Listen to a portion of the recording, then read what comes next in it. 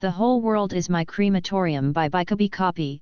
Xiao Yu's case bears a heavy burden, because of certain restrictions, he has to sick against a group of dog men. The task was completed and the restrictions disappeared. Xiao Yu's case screamed in the sky, "Ah, this is the taste of freedom." The demon venerable who used him as a plaything and tried tricks on him, gentle on the surface, but actually took advantage of his master, contempt for the junior brother who disliked him, the young pavilion master of Yunjian Pavilion who used his blood to save his senior brother, forgive him for not accompany him. Later, Xiao Yuan learned the face-changing technique, and he could change into anyone's appearance. He started various businesses through this. As long as the money was given enough, he could become the person the guests wanted. The business of Xiao Yu's case was booming, and he made a lot of money, attracting big names from all walks of life. Then Master, Master, wrong. Junior brother, woohoo, I will never let senior brother leave me again. Young pavilion master, Xiao Yu case, do you want me to take out my heart and show it to you? Mojun, how can you forgive me, baby, I'll let you bully me back, okay? Chasing his wife's crematorium burns all over the world, Xiao Yu's case smiles, don't ask, you just don't love.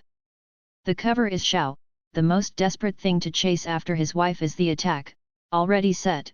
If you have to know who the attack is early, then enter it carefully. Only the successful attack on the crematorium, 1v1 from beginning to end, ending he the copywriting is demoning, each method of is clearly written, jump into the pit as appropriate daily update, updated around 11 o'clock every night. Content label, strong Xiangxia, cultivation, revenge, abuse, scum. Search keywords. Protagonist, Xiao Yu case. Supporting roles, Xiao Du, Gu Luyan, Mu Yingyang, Li Xianting. Others, all staff chase their wives' crematorium. One sentence introduction, don't ask, just don't love. Purpose, do not do to others what you do not want to do to yourself. Author's comments, Xiao Yu's case was bound by heaven for the first half of his life, and he had to go against his nature to please those who treated him badly. In the end, he ended up in a situation where his cultivation base was gone, and he was wronged and wronged. Fortunately, Tiandao gave him another chance to regain his new life. This time, he could not ask for the word freedom. However, in the first half of their lives, people who used him to humiliate him in every possible way were suffering because of him. But, what does this have to do with him? He just wants to have a good time. The writing is delicate, the plot is compact, and the characters are clear. There are laughs and tears, and the protagonist's pursuit of freedom in the text is empathetic. The protagonist is open-minded by nature, does not forget his original intention, and has a strong sense of substitution, which makes readers and the protagonist laugh and curse together, and see all kinds of life. At the same time, there are foreshadowings in the setting of the plot, echoing before and after, showing readers a mysterious world of immortals. Xiao Yukan opened his eyes, but before he was fully awake, he asked, "How many days are left?" An indifferent and familiar voice sounded in my mind, "The remaining time limit for the mission, 100 days." 100 days. Xiao Yu's eyes were lost for a moment, then he sat up suddenly, "Only 100 days left?" "Yes." Xiao Yu's case was quite excited, "This is a happy event. As long as he is sensible, this voice has been living in his mind, and it will pop up from time to time, and no one else can hear it, only he can hear it." Because of the existence of this voice, Xiao Yu's case had to do something he didn't want to do, to please some people he didn't want to please. He didn't know what this voice was, and since every time he heard it, he had the idea of kicking people, so he named it all. How many years of Xiao Yu's memory, he was bound by all for many years. All once told him that when the time is right, it will disappear, and Xiao Yu's life will be completely free. Now it is only 100 days away from the mature time. Xiao Yu's case happily paced back and forth in the room. The hibiscus tent in the room is warm, gorgeous, and soft, like the boudoir of a girl who has not left the cabinet. Xiao Yu's case has been detained here for a month. This month, Apart from the maid who came to deliver meals every day, he never saw anyone else, so he was lonely, and he was clean. If the remaining 100 days can be spent so mediocrely, it will be another happy event. Xiao Yu's case looked at the courtyard through the hollow carved window, and the maid who delivered the meal was about to arrive. Not long after, the door slammed softly, and the maid walked in with the food box on the 7th floor. Xiao Yu's case and the maid looked at each other, and both of them were stunned. Xiao Yu said, "Is there a change? It wasn't this girl who brought him food before." The maid lowered her head in a panic, not daring to look directly into Xiao Yu's eyes, and whispered, "Yes, yes." Xiao Yu's case asked, "What about the girl from before?" She made a mistake and was punished." Xiao Yukin frowned, "What did she do wrong?" The maid was silent. She put the food boxes on the table and arranged them one by one. "Young Master Xiao, please take it slow." Xiao Yu's case glanced at the dishes, all of which were his favorite dishes. Each dish was small in size, and it was better than delicate and small. Although he was imprisoned, he never suffered grievances when eating. Xiao Yuan sat down at the table. The maid stood aside and did not move for a long time. Xiao Yukin poured himself a glass of wine and said casually, "Are you new here? What's your name?" The maid said cautiously, "Lur." Xiao Yu's case is not a man of few words, but now he is in a good mood, and he has more words. "Then do you know who I am?" The maid shook her head. "Lur doesn't know." "You guess." The maid bravely glanced at Xiao Yu's case. "Young Master Xiao is a person who respects the Lord." Xiao Yu's case is accustomed to similar speculation. "Tell me, why do you think I'm a male pet?" "Because of my face." The maid's cheeks were pink, and she said, "Xiao Gongzi is the most beautiful person Leer has ever met in Xingtian Zone." Xiao Yuan smiled and said, "Better than your esteemed lord." The maid was startled and said, "I have never met the honored lord, but I heard that the honored lord is also a very handsome man." After a short conversation, Xiao Yu's case saw that the girl named Lur had no scheming, which was a rare thing in Xingtian Zone. With her talking with her, Xiao Yu's case became more and more after a month of holding back. "More. I'm not your lord's favorite boy. A month ago, I was his beloved younger brother." Xiao Yukin took a peanut and threw it into his mouth, "And now, I'm his prisoner." The maid's eyes widened. She was a little girl who was ignorant of the world, and she directly asked the question in her heart, how could this be? With wine, vegetables, and peanuts, it is the most suitable for storytelling. Your esteemed lord had a younger brother who was very dear to him when he was young. There was a sudden change in the family, and he and his younger brother were unfortunately separated. Over the years, the venerable lord has been searching for his brother's whereabouts, and he found it, and found me. The maid listened carefully, and then I was invited into the Xingtian sect under the name of Young Zunzu, and I was also spoiled by your Zunzu. He almost held the best things in the world in front of my eyes." Xiao Yu case after a pause, "Unfortunately, I have only been spoiled for half a year, and a young son who claimed to be the younger brother of the Lord came to the door, holding the token that the Lord gave to his younger brother when he was young. After a detailed investigation, the Lord in the end, he found out that he had found the wrong person. I was not his younger brother, but that young man. Since then, your lords have not looked at me again, nor have they said a word to me. I am detained here and called the sky should not be called the earth not working." Xiao Yu's hands spread out. "Is it miserable?" The maid unconsciously covered her mouth. On the first day she came to Xingtian Zone, the senior told her that the honored lord hated being deceived the most in his life, and that anyone who lied in front of him would end up horribly.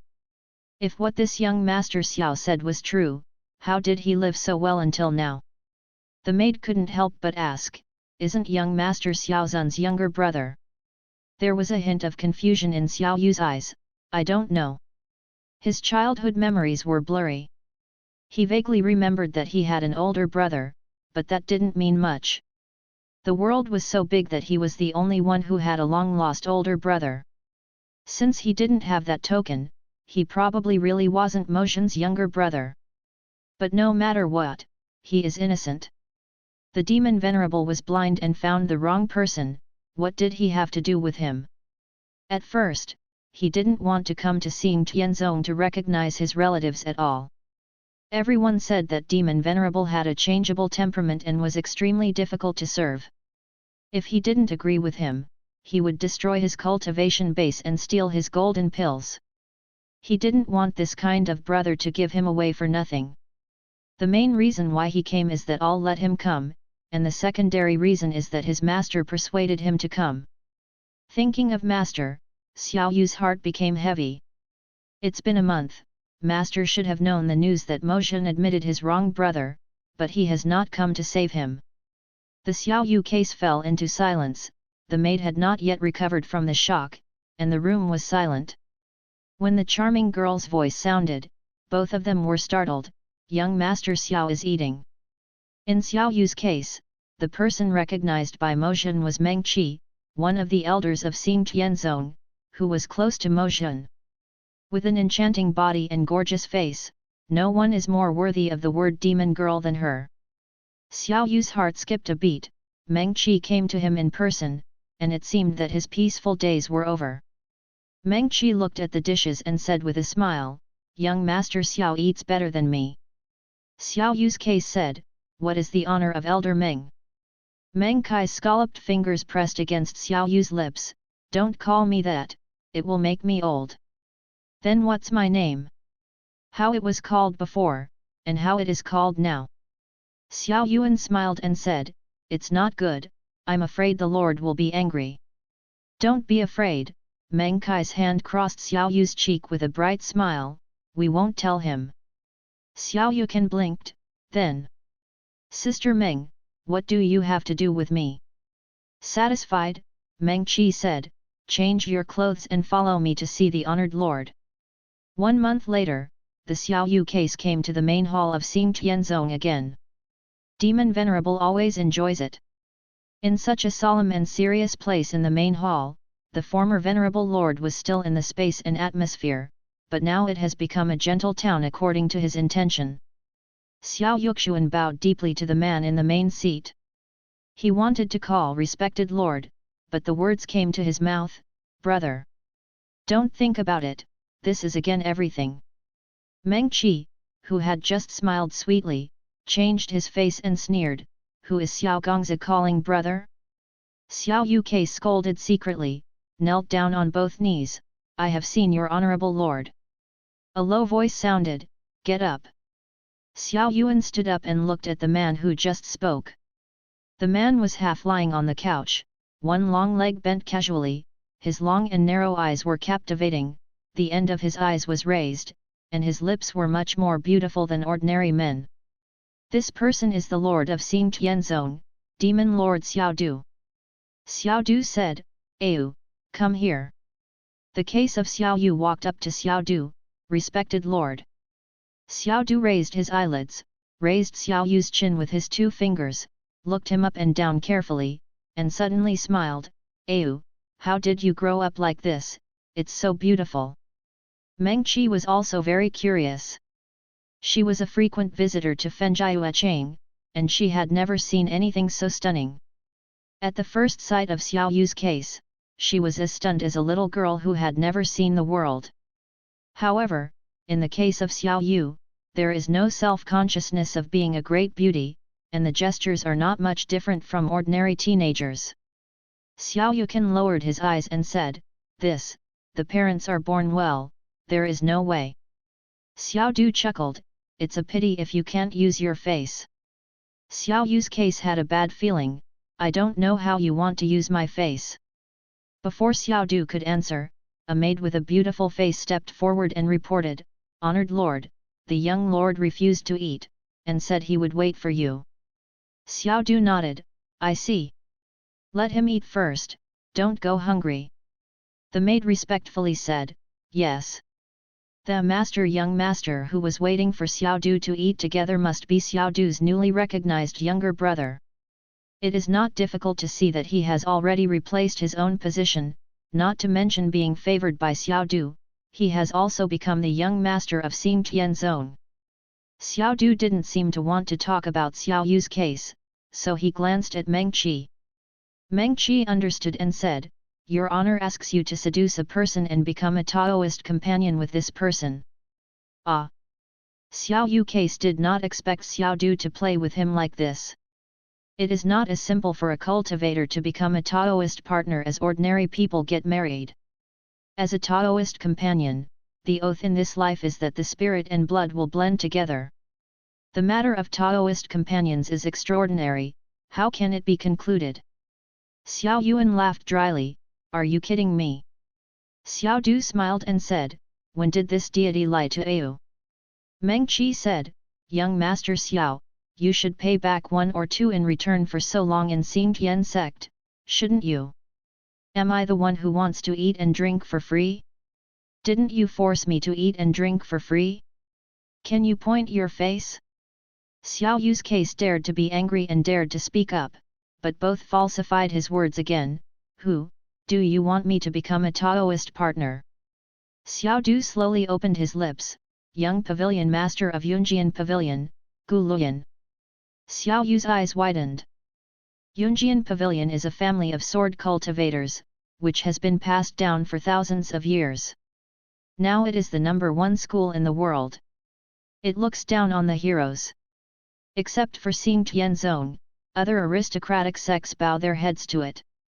Xing Tianzong was called the demon sect by the world because the way he cultivated was a devious way, and all the people in his sect were evil cultivators. Since ancient times, right and wrong have been at odds, and Yunjian Pavilion and Xing Tianzong have regarded each other as their first-class enemy, and have been fighting openly and secretly for hundreds of years.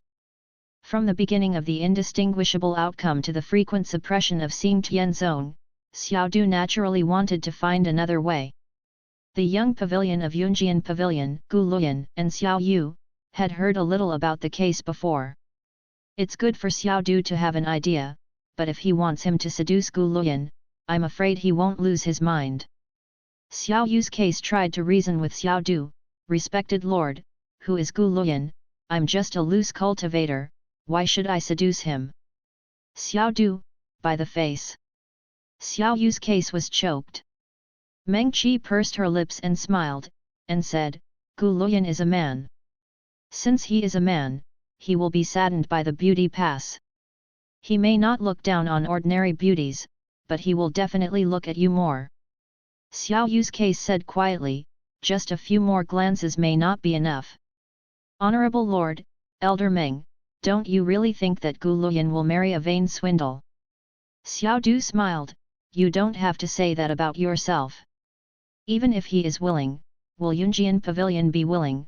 Will the pavilion master of Yunjian Pavilion be willing? The young lady who is the #1 swordsman in the world, regardless of her appearance, must at least be born in a decent family. Although the master of Xiao Yu's case is a powerful person, he has no sect, and he has some friendship with both the good and the evil. Xiao Yu case was brought up by the master, and naturally he was also a loose cultivator. Indeed, Xiao Du said, just your face is not enough for Gu Luyan to marry you. Xiao Yu case took the opportunity to say, your lord is wise, I'm afraid this important task. Xiao Du interrupted him, Ayu, what do you think are the most important words for people who claim to be righteous? Xiao Yu's case thought for a while, cultivation. Xiao Du sneered, morality. Xiao Yu's case didn't quite understand Xiao Du's meaning. Meng Qi explained, your lord means that you want Gu Luyan to marry you for the sake of morality. Xiao Yu's case, be clearer. It's easy to handle, Meng Qi chuckled, just let the raw rice cook mature rice. Xiao Yu's face darkened. What a joke, he lived for 17 years without even holding the girl's hand, so he was asked to cook with a man he had never met before. I reject. Meng Qi said, I met Gu Luyan once last year. He is really an immortal son. In terms of appearance and cultivation, he is a human being. If you can really become a Taoist companion with him, you will be blessed. Already? Xiao Yu's case said coldly, do you want this blessing for you? Meng Qi wasn't angry, and smiled, yes, but unfortunately people don't look down on me. Xiao Du looked down at Xiao Yu's case, his voice could be called gentle, Ayu, don't force us. Xiao Du's handsome and romantic face was close at hand, Xiao Yu's fists were clenched tightly, and he could not wait to throw a punch at him. He was spoiled by Xiao Du for half a year, even if he was reluctant at first, the so many brother calls later were not entirely hypocritical. The day before Xiao Du found out that he had mistaken his younger brother, he even thought that Xiao Du was really his older brother. He thought he had finally found his family. He has seen Xiao Du look petite, so Xiao Du's current appearance is particularly stinging. Meng Qi said, young Master Xiao, you've been in Xingtian sect for so long, you should have seen our way of forcing people to submit. We don't want to do anything to you, really. Xiao Yu's case was silent for a while, then asked, where is my master, where is he? Xiao Du smiled slowly, bent over Xiao Yu's ear and said softly, your master, I don't want you anymore. Xiao Yu's body froze. He said something to me the day he sent you to Xingtian Zone. He said, since Ayu is your younger brother, I will leave it to you in the future. Xiao Yu's reaction was much calmer than Xiao Du expected. Xiao Du was slightly surprised, you seem to have expected this. Xiao Yu's case is non-committal. In the month when he couldn't wait for master, he had already prepared. Xiao Du stood up straight and said jokingly, it seems that your master's position in your heart is just that. The master has not only the grace of preaching, but also the kindness of nurturing Xiao Yu's case. If there is some humanity in Xiao Yu's case, it should be regarded as the most important thing in life, but Xiao Yu's case has no humanity. When he was very young, all warned him not to trust anyone easily, especially the master. In the dark, he has been waiting for this day, waiting for the master to not want him. The voice of everything sounded in Xiao Yu's mind, approaching Gu Luyan is part of the mission. Xiao Yu's case, it's easy for you to say, anyway, it's not you who becomes a Taoist companion with a stranger. You will not become a Taoist companion with Gu Luyan. Before that, I will let you leave and give you back your freedom. Although they are annoying, they never break their promises.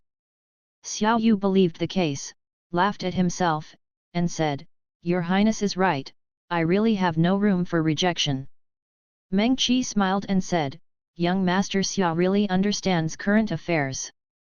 Xiao Du narrowed his eyes and seemed dissatisfied with the answer to Xiao Yu's case, I agree very happily.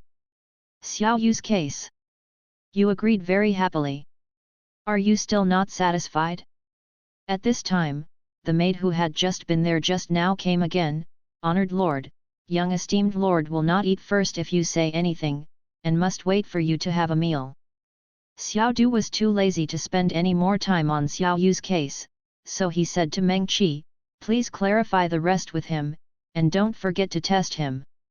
Xiao Yu's pupils shrank. Try Gu? Meng Qi glanced at Xiao Yu's case and smiled meaningfully, yes, your lord. After Xiao Du left, Meng Qi said to Xiao Yu, go back and prepare. 3 days later, I will send you to see Gu Luyan. Xiao Yu's case remembered what Xiao Du said and asked, Sister Meng, is your lord trying to test Gu on me? What kind of Gu? Meng Qi said vaguely, you will know when the time comes. 3 days later, Meng Qi arrived at Xiao Yu's residence as scheduled. Xingtianzong is located on the top of the northern border, and it is covered with snow and ice all year round. Plum blossoms are in full bloom in the courtyard, and the fragrance is overflowing. Wearing a snow-white fox fur, Xiao Yu's case was bored admiring the flowers, and when she heard Meng Qi call Mr. Xiao, she turned to look at the door. The color of his pupils is very light, and the eyes are slightly flushed, hazy and blurred. He turned his head for a moment, and made the cold plum blossoms look gorgeous and beautiful, nothing more than this. Sister Meng is here. Meng Qi calmed down and said with a smile, where did the rouge on your mouth come from? My sister likes it. Give it to my sister. Xiao Yu's case said, I am a handsome 7-foot man, how can I put on rouge? Meng Qi giggled and waved to him, come here. Xiao Yu's case hesitated for a moment, then walked over, what's the matter? Meng Qi stretched out his hand unexpectedly and pinched Xiao Yu's cheek, forcing him to open his mouth and stuff a cold pill inside. Okay. Cough cough. Xiao Yuxuan coughed violently, trying to cough out the swallowed pill. What did you give me? Meng Qi said, the outer layer is the poisonous flame commonly used by Xing Tianzong. After taking it, it is usually fine, but an antidote must be used every 100 days. Don't worry, as long as you are obedient, I will give you the antidote regularly. Xiao Yu case rolled his eyes. And every 100 days, after 100 days, he will be free again, who would play with Xiao Du? As for the inside, it's my proud work acacia gu. From the hands of Meng Qi, it is also called Hehuan, and as soon as you hear it, you know that it is not a serious gu. Xiao Yu said, what is this for? Meng Qi patted Xiao Yu's lower abdomen and said, this gu has been planted in your body, and it will attack once a month on the 15th. When it attacks, the gu master will feel hot all over, tossing and turning, unable to sleep, unconscious, and craving for skin alone. At the same time, I will release the fragrance of love and seduce others. Meng Kai's expression was a little smug, my love fragrance, coupled with your face, not to mention Gu Luyan and other unfamiliar people. Young man, even the venerable lord is afraid that it will be difficult to control. Isn't this an aphrodisiac? Meng Qi said angrily, what kind of aphrodisiac medicine, how can those substandard things be compared with the gu I practiced? Xiao Yu's case. Big sister, you don't seem to be much nobler than a human being. He wasn't afraid of poison yan, but the acacia gu attacked once a month, and there would be at least 2 more before he was free, which would be difficult to handle. The situation did not allow him to think too much. Meng Qi said, ready? Let's go then. Xiao Yukan turned around and glanced at the house where he lived for Yu, and nothing happened, he would never come back again. He thought of one thing and asked, Sister Meng, why did the maid who brought me meals suddenly changed? I heard that the previous maid made a mistake. What did she do wrong? Oh, this matter. Meng Kai's tone was ambiguous, if you want to blame it, you must blame Mr. Xiao's graceful and beautiful appearance, which attracts the young girl to think of spring. Xiao Yu case, hey. She hid your headband and drew quite a few portraits of you. Your lord knew about it by accident, ruined her appearance, and gave her to me. I'm going to try a few things on her. Gu. Xiao Yu's face changed slightly, isn't it? Meng Qi speculated, your lord probably doesn't like others coveting you. Xiao Yukan thought Meng Kai's words were really funny, take it down. If he doesn't like it, how can he let me seduce Gu Luyan? Meng Qi shrugged, the lord's temperament is elusive, who can guess his mind? Xiao Yukan thought for a while, then smiled, Sister Meng, you see me being so obedient, can you look at my face and let that maid go? If you can treat her face by the way. Meng Qi squinted at him, could it be that you also like others? Xiao Yukan shook her head, she was the only one who spoke to me in the past month. Meng Qi thought for a moment and said, as long as you continue to be obedient and don't cause me trouble, I can consider it. Xiao Yuan smiled and said, thank you.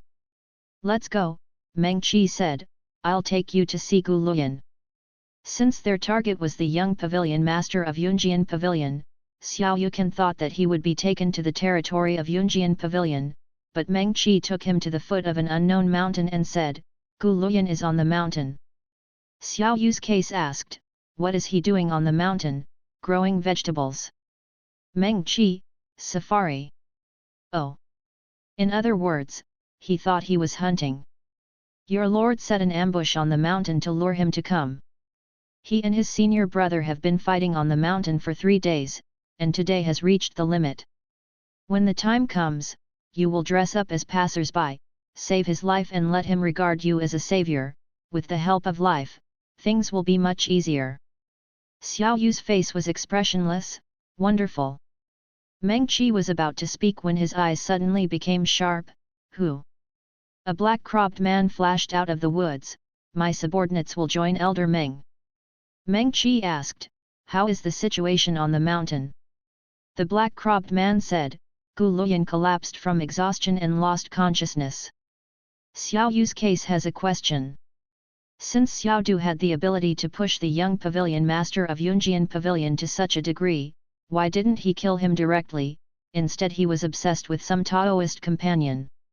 With Xiao Du's intellect, he would definitely not give up the near and far, and there must be hidden feelings in it. Xiao Yu's case asked, "Are his eyes okay?" The black-cropped man was stunned. "It should be fine." "But don't worry," Xiao Yu said, "if he is blind, how can I lure him with my face?" "What about his senior brother?" Meng Qi asked. "It's better to kill those who get in the way." The black-cropped man said solemnly, "Gu Luyan tried his best to protect his senior brother Zhou Chuan, but his subordinates were incompetent, so his senior brother escaped." Xiao Yu's case said, "The friendship between the brothers and sisters is really shocking." Meng Qi sneered, "Gu Luyan, as the young pavilion master of Yunjian Pavilion, has no regard for his life and death to protect a nameless junior. He is stupid. But this is also good. It shows that Gu Luyan is a man who values love and justice, and is moral and righteous." The two characters are tied together. She turned to Xiao Yu's case. "Young Master Xiao, please. Wait a minute, since you want me to do something, give me back my weapon anyway." Xiao Yukan said helplessly, "Now that my body is poisoned and poisonous, you won't be afraid of me running away, right?" Meng Qi raised her lips and smiled, "Wait." As she said that, she lowered her head, took out a folding fan from between her chest, and threw it to Xiao Yu's case. Xiao Yu took the case hard, feeling like he was holding a hot potato. "There is one more thing, the Lord asked me to give it to you." Xiao Yu's case took a step back, for fear that Meng Qi would pull out something from a strange place again, but fortunately, she only took off the earrings on her ears this time. "Here." Xiao Yu case took the earring. "What is this?" "A token of love." Xiao Yu's case was very calm. "Really? I don't believe it." Meng Qi smiled playfully. "Fake. Do you know Julian Luo?" Xiao Yuan nodded. "I know. 9-tone snails, born as 2 pairs, have the ability to transmit thousands of miles of sound. Your earrings are made of 9-tone snails." "Exactly. Its other half is in the hands of the Lord." Xiao Yu's expression was subtle.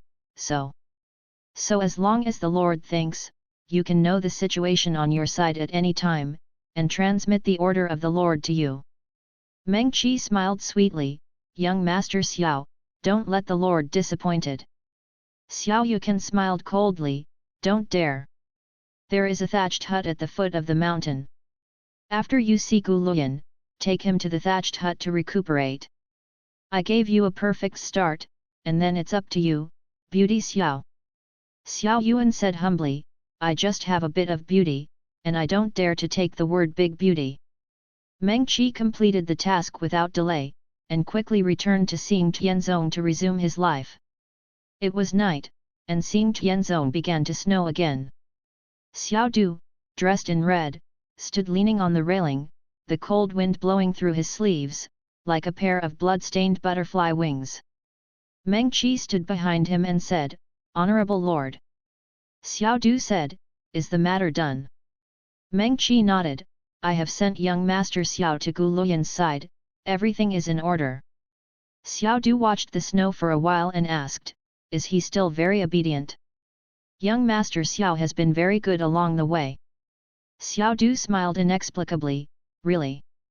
Meng Qi vaguely sensed that Xiao Du was in a bad mood, and smiled tentatively and said, "Your lord, is it that you can't bear to bear Xiao Gongzi?" Xiao Du turned around, looked at Meng Qi with a half-smile but half-truth.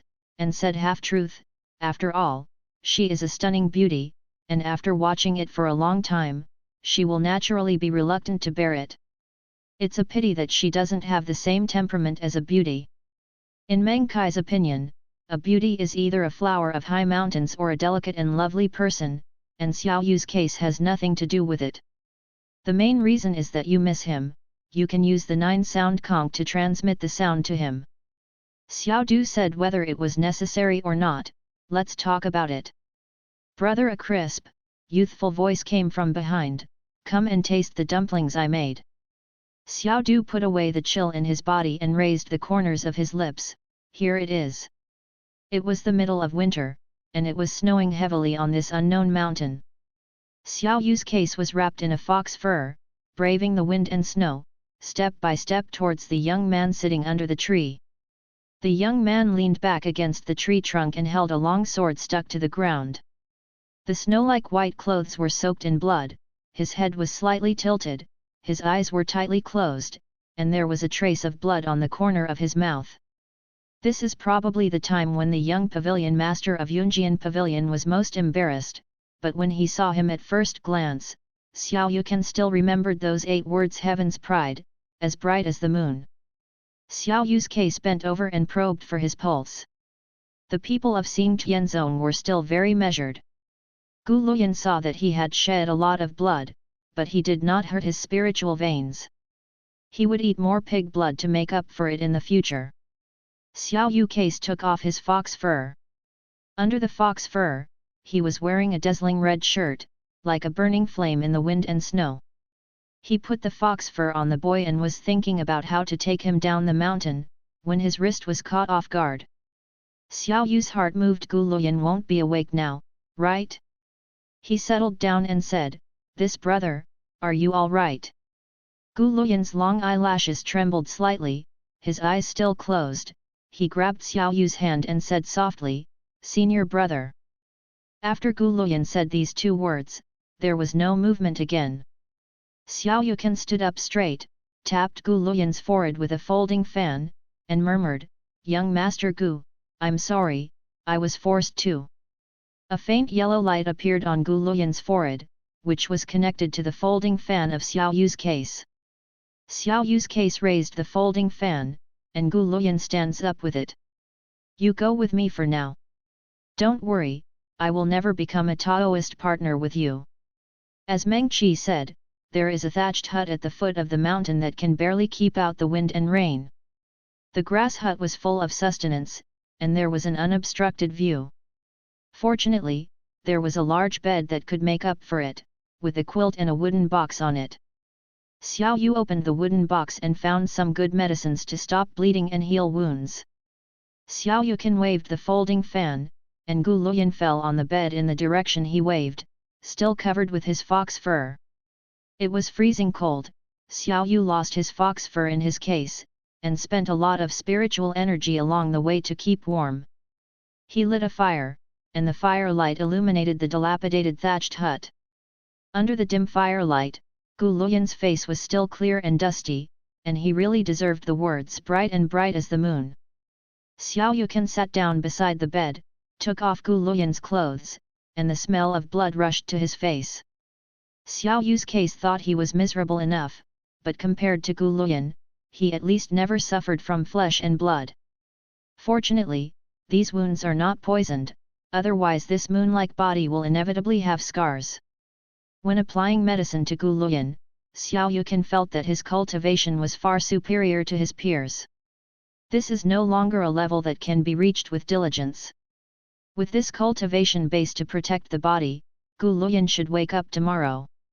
Facts have proved that Xiao Yu's case still underestimated the young pavilion master of Yunjian Pavilion. In the middle of the night, the snowstorm outside showed no sign of weakening, and the firewood was burning. Xiao Yuan was sitting by the fire, staring at his fan in a daze, and suddenly heard a light cough. Xiao Yukan looked towards the bed and met a pair of clean and clear eyes. The owner of those eyes saw Xiao Yu's case and was stunned for a short time. You. Xiao Yukan knew what he was going to ask, and took the initiative to say, in the Xiao Yu case, a loose cultivator, who happened to pass by when you were wandering around, saw you fainted under a tree, and brought you here. Gu Luyan nodded, "Thank you, young Master Xiao." Although the young man was thanking him, he felt cold and alienated. Seeing Gu Luyan looking down at his chest, Xiao Yukan said again, "I brought some medicines with me, and you can use all the medicines that can be used. By the way, I don't know the name of your son." He asked knowingly, "Look at the clothes on the young master, is it from Yunjianj?" Gu Luyan hesitated for a moment and said, "Yunjian Pavilion, Gu Luyan." Xiao Yu's case pretended to be surprised, "So I saved the young pavilion master of Yunjian Pavilion. Then I made a lot of money." Gu Luyan looked up at him and said indifferently, "If there is a place where Yunjian Pavilion can help young Master Xiao in the future, he will definitely do his best." Xiao Yu said happily, "There are such good things." "Yes." Gu Luyan sat up, clutching his chest, "My sword. Here." Xiao Yukan picked up Gu Luyan's sword from the bed. He is a Fashiu and rarely uses a sword, but he can also see that this sword is of extraordinary quality. "Good sword, what's its name?" "Shuangling." Gu Luyan was about to get out of bed with his sword in hand. "Young Master Xiao, the grace of saving your life will be reported in the future, and I will leave." Xiao Yu's case pushed him back to the bed, hair falling from his chest. "Farewell? Your injury is not healed yet, where are you going to leave?" Gu Luyan clenched the scabbard tightly, "Look for senior brother." "Senior brother? That senior Gu Luyan desperately protecting each other?" Gu Luyan explained briefly, "I went hunting with my senior brother and got separated in the chaos." "I understand how you feel, but," Xiao Yukan pointed out the window, "it's windy and snowy outside, and you're hurt again. It's better to wait for the snow to stop, and then go find him after your injury is healed." Gu Lu said, "This injury is fine." Xiao Yu's case couldn't help saying, "You are the one I saved, listen to me." Gu Luyan's tone was indifferent, "There is no such reason. Just one day," Xiao Yukan stretched out a finger, "you take a day off, and I'll accompany you to find your senior brother." Gu Luyan thought for a moment, then said, "No, you have helped me a lot." Xiao Yu's case said, "Who is too fond of Yunjian Pavilion? Don't forget it in the future." Gu Luyan looked at him for a while, "As you like." Gu Luyan lost too much and fell asleep again after a while. There was only one bed in the thatched hut. Gu Luyan couldn't sleep when he slept. Fortunately, he was not sleepy. He put on a fox fur and pushed out the door. At this hour, the sky should be bright, and there is a thick layer of snow on the ground, so you can see the road without a lantern. Xiao Yu's case took a few more steps and took out the earrings that Meng Qi gave him from his arms. He had no leisure to accompany Gu Luyan to find his senior brother in the vast snow, but looking at Gu Luyan's posture, he would not give up until he found his senior brother. The person who arranged this safari was someone from Xingtian Zone, and he didn't know if there was any news about that senior brother after Meng Qi. "Want to ask?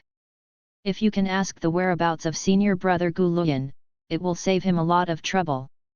But he remembered that the other half of Julian Luo was in Xiao Du's hands, which was a bit difficult. He admitted that he was not afraid of Xiao Du, but he just didn't want to get involved too much with him. That being the case, he had no reason not to ask about something that might be resolved with a single sentence. Xiao Yu decided to pay attention to the case and injected spiritual power into the earrings, which lit up with a light blue light. Before he could say "Honored Lord," a voice came from the other end, "Ayu." The Xiao Yu case almost didn't hold the earrings firmly. "Is Xiao Du standing beside Julian Luo?" He responded so quickly. "My lord, it's me. What's up?" Xiao Yu's case calmed down and informed Xiao Du of the matter of senior brother Gu Luyan. Xiao Du said, "I will let Meng Qi pay attention to this matter." "Thank you, Your Honor." Xiao Yu's case paused, "Your Highness, would you like to hand the Julian Luo to Elder Meng, so that it would be more convenient for me?" Xiao Du's tone was normal just now, but at this time it cooled down, are you teaching me to do things? Xiao Yu was at a loss for words. Don't dare. The light blue light on the earrings disappeared, leaving only the sound of wind between heaven and earth. The next day, the snow fell a little. After a night of training, Gu Luyan could barely get out of bed and walk. When he walked outside the house, he didn't see Xiao Yu's case. He concluded that the person had left and was about to leave when he heard someone calling him. Master Gu Luyan followed the prestige and saw Xiao Yu's case walking slowly towards him, the crimson hem of his clothes swaying slightly with his pace, like a plum blossom blooming in the snow. His savior was a rare beauty, and it might have been even more beautiful if the benefactor didn't hold the chicken's wings in his hands. In the last few steps, Xiao Yu's case was run. He picked up the big rooster in front of Gu Luyan and said, I bought a chicken from a nearby villager, let's eat chicken together. Gu Luyan took a half step back with a complicated expression, you can eat it. Don't, you are the injured person, you should eat more. Gu Luyan has yet to indulge, he has not eaten all day and night, and is injured again, so it is impossible to say that he is not hungry.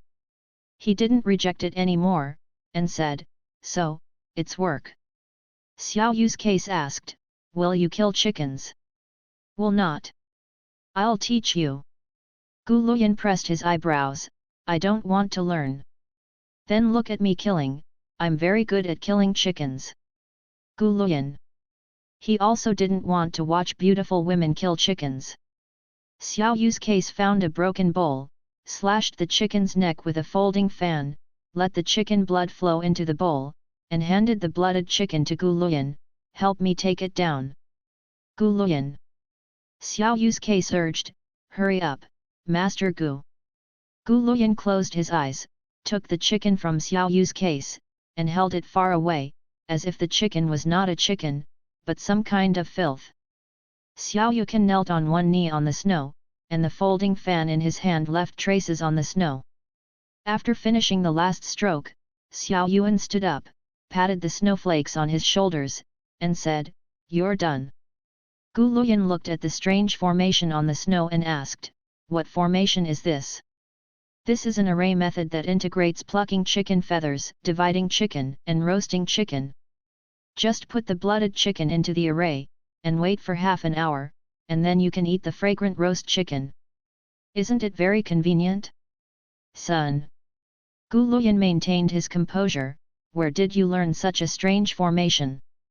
This is what my master taught me. My master is very good at cooking.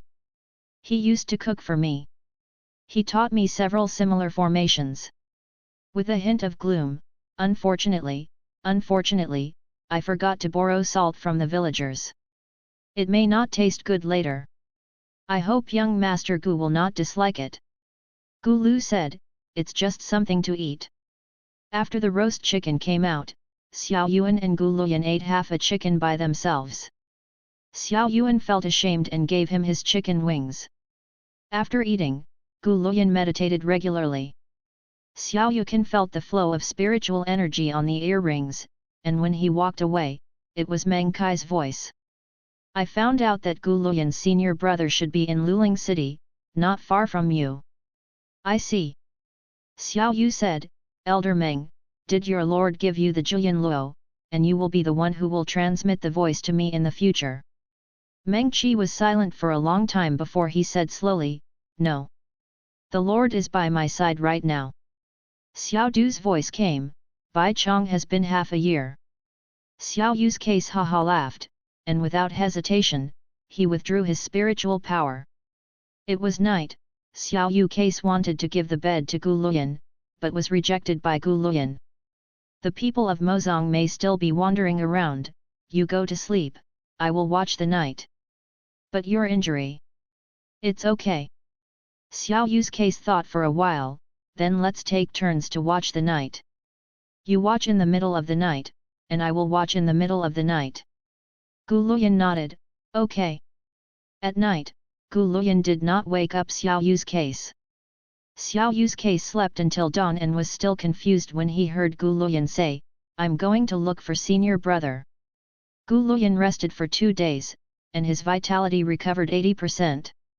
Xiao Yu's case was no longer delayed, she rubbed her eyes, and said softly, "Okay, where are you going to find it?" Gulu said, "Nearby."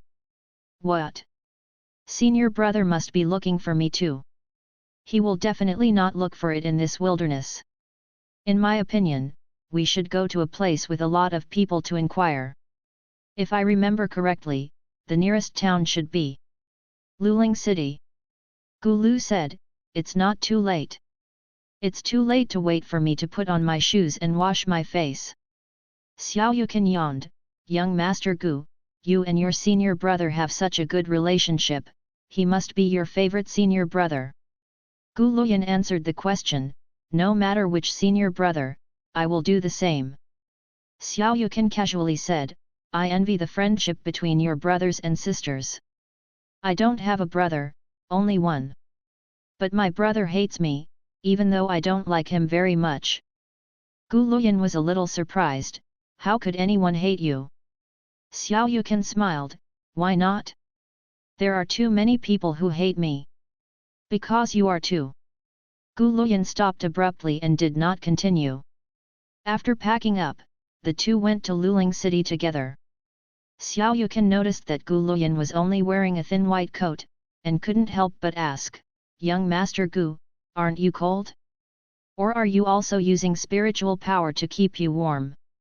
Gu Luyan took a jade pendant from his waist and reached out to Xiao Yu's case.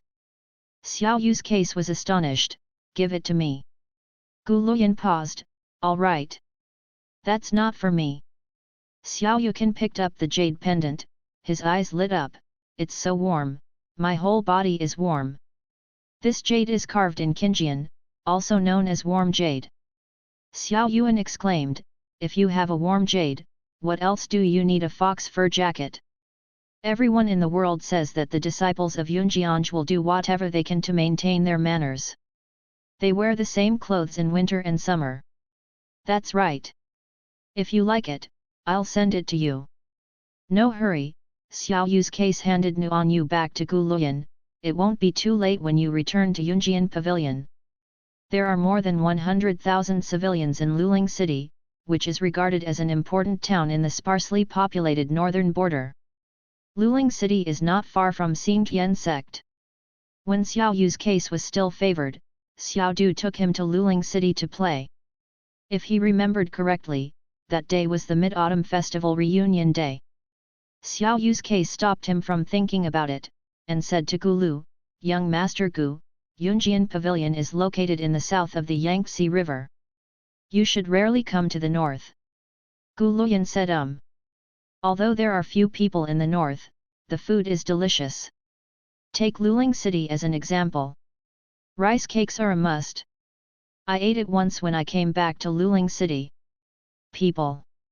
After realizing what he was talking about, Xiao Yu's case paused for a moment, then changed his mind, "I remember that there is a rice cake stand not far from here, I'll treat you to rice cakes, Master Gu." Before Gu Luyan said the word "no need," the Xiao Yu case had already gone a long way, attracting the attention of countless men and women along the way. Gu Luyan hesitated and followed. Xiao Yu's case bought 2 large portions of rice cakes, and handed one of them to Gu Luyan, who took it and didn't eat it for a long time. Xiao Yu said, "Young Master Gu, eat it. Eating on the street is indecent." Xiao Yuan took a bite of the rice cake and asked while chewing on purpose, "Then do you think I'm elegant?" Gu Luyan looked down at Xiao Yu's case for a moment, then looked away, and said, "Young Master Xiao is wandering alone, it's better to pretend to be a little bit in disguise. Young Master Gu wants me to go out wearing a hat like a woman? Why?" Gu Lu said, "Your face is too conspicuous. It's not that I want to grow up like this." Xiao Yu said indifferently, "Young Master Gu, do you really not eat?" Temporary. Xiao Yu's case was also convinced. He suspected that Gu Luyan would starve to death and would not eat a bite on the street. "Young Master Gu, as the young master of Yunjian Pavilion, you should be very rich, right?" "Yes. You need money? I can give it to you." "It's not necessary," Xiao Yu said, you treat me to a good meal. Xiao Yuan brought Gu Luyan to the most expensive restaurant in Luling City, and ordered a few signature dishes, as well as a braised pork blood.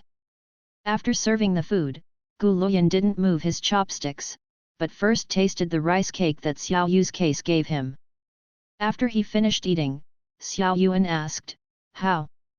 Gu Luyan said, "Sweet." "Well, I like sweets." Xiao Yu's case clipped a piece of pig's blood into Gu Luyan's bowl. "You lose too much blood, make up more." Gu Luyan looked at the pig blood in the bowl, frowned invisibly, hesitated again and again, took a bite with his chopsticks. One of the signature dishes is Xi Luck pork. In order to find the word color in the color and aroma, the chef inserted a suckling pig's shaped candy man into the meat. The brown-yellow suckling pig has a round belly and open ears, which is really cute. Xiao Yuan took the candy man in his hand and played with it, and said slowly, "As soon as I saw this pig, I thought of my annoying junior brother." "Gu Luyan, why?" "When I was young, once my master took me and my younger brother to the street to play. There was an old man with a candy pincher on the street. My younger brother was so fascinated by the old man who pinched the candy cane that he stood in front of the stall and refused to leave. He was changing his teeth at that time. The words are leaking, and the master will not let him eat sweets. I was young and ignorant, and I was deceived by his pitiful little eyes, so I bought a sugar man piglet for him behind the back of the master." Xiao Yu's cases lazy smiled, who knew that he took the candy man and fell to the ground. The little pig was smashed to pieces. He stepped on a few more feet, and asked me fiercely, "Who asked you to buy it for me?" I was frightened by him. I cried a lot. Master spent a lot of effort to coax me. "Gu Gongzi, you judge and judge, is my junior brother annoying?" Gu Luyan thought for a while. Children are ignorant and don't need to care too much. Xiao Yuan bit off the tail of Sugar Man Piglet. "Young Master Gu is standing and talking without a backache. Forget it, let's not talk about my junior brother, tell me about your senior brother, what kind of person is he?" Gu Luyan's answer was only 3 words, "He is very good." After the tea and food were full, Xiao Yu said, "I don't know how young Master Gu plans to find senior brother. Young Master Xiao has a good plan." Meng Qi only said that Gu Luyan's senior brother was in Luling City, but Luling City said it was not big or small, and it was not easy to find someone without a specific location. Xiao Yuan took a sip of tea. "Let me think about it." The location of the two was by the window on the 2nd floor. Xiao Yuan noticed that the street on the opposite side was crowded with people, and everyone gathered around, as if they were watching something lively. Coincidentally, the second shopkeeper came to serve the food, and Xiao Yu's case asked the second child what was going on. The shop assistant saw the big beauty taking the initiative to ask himself, and he was overjoyed and told everything he knew. "If you return to the guest officer, it is a notice posted by our prefect of Luling City. I heard that something happened recently in the prefect's mansion. There are many strange things that are too evil, and the government has nothing to do." The prefect thought, this is not going to work, so he began to search the city for an expert who can exorcise evil spirits and catch ghosts. "A lot of money, and I have to marry my daughter out. Guest officer, tell me, is this beautiful?" My, Xiao Yuan smiled. "It seems that not only the pie, but also the daughter-in-law will fall from the sky." Xiao Yu's case rewarded the shopkeeper a few small coins and sent him away. Gu Luyan said, "Go and see." Xiao Yu's case joked, "No way, Master Gu, do you want to be the son-in-law of the prefect of Luling? In no mood. Then you want to help others. If senior brother is in the city, he will definitely not sit back and watch when he hears this." Gu Luyan said, "If he is not there, you can ask the prefect of Luling to find him." The second half of Gu Luyan's sentence was the same as Xiao Yu's thinking. The young pavilion master of the Yunjian pavilion is cold-hearted, not to mention pedantic, at least he is a smart person.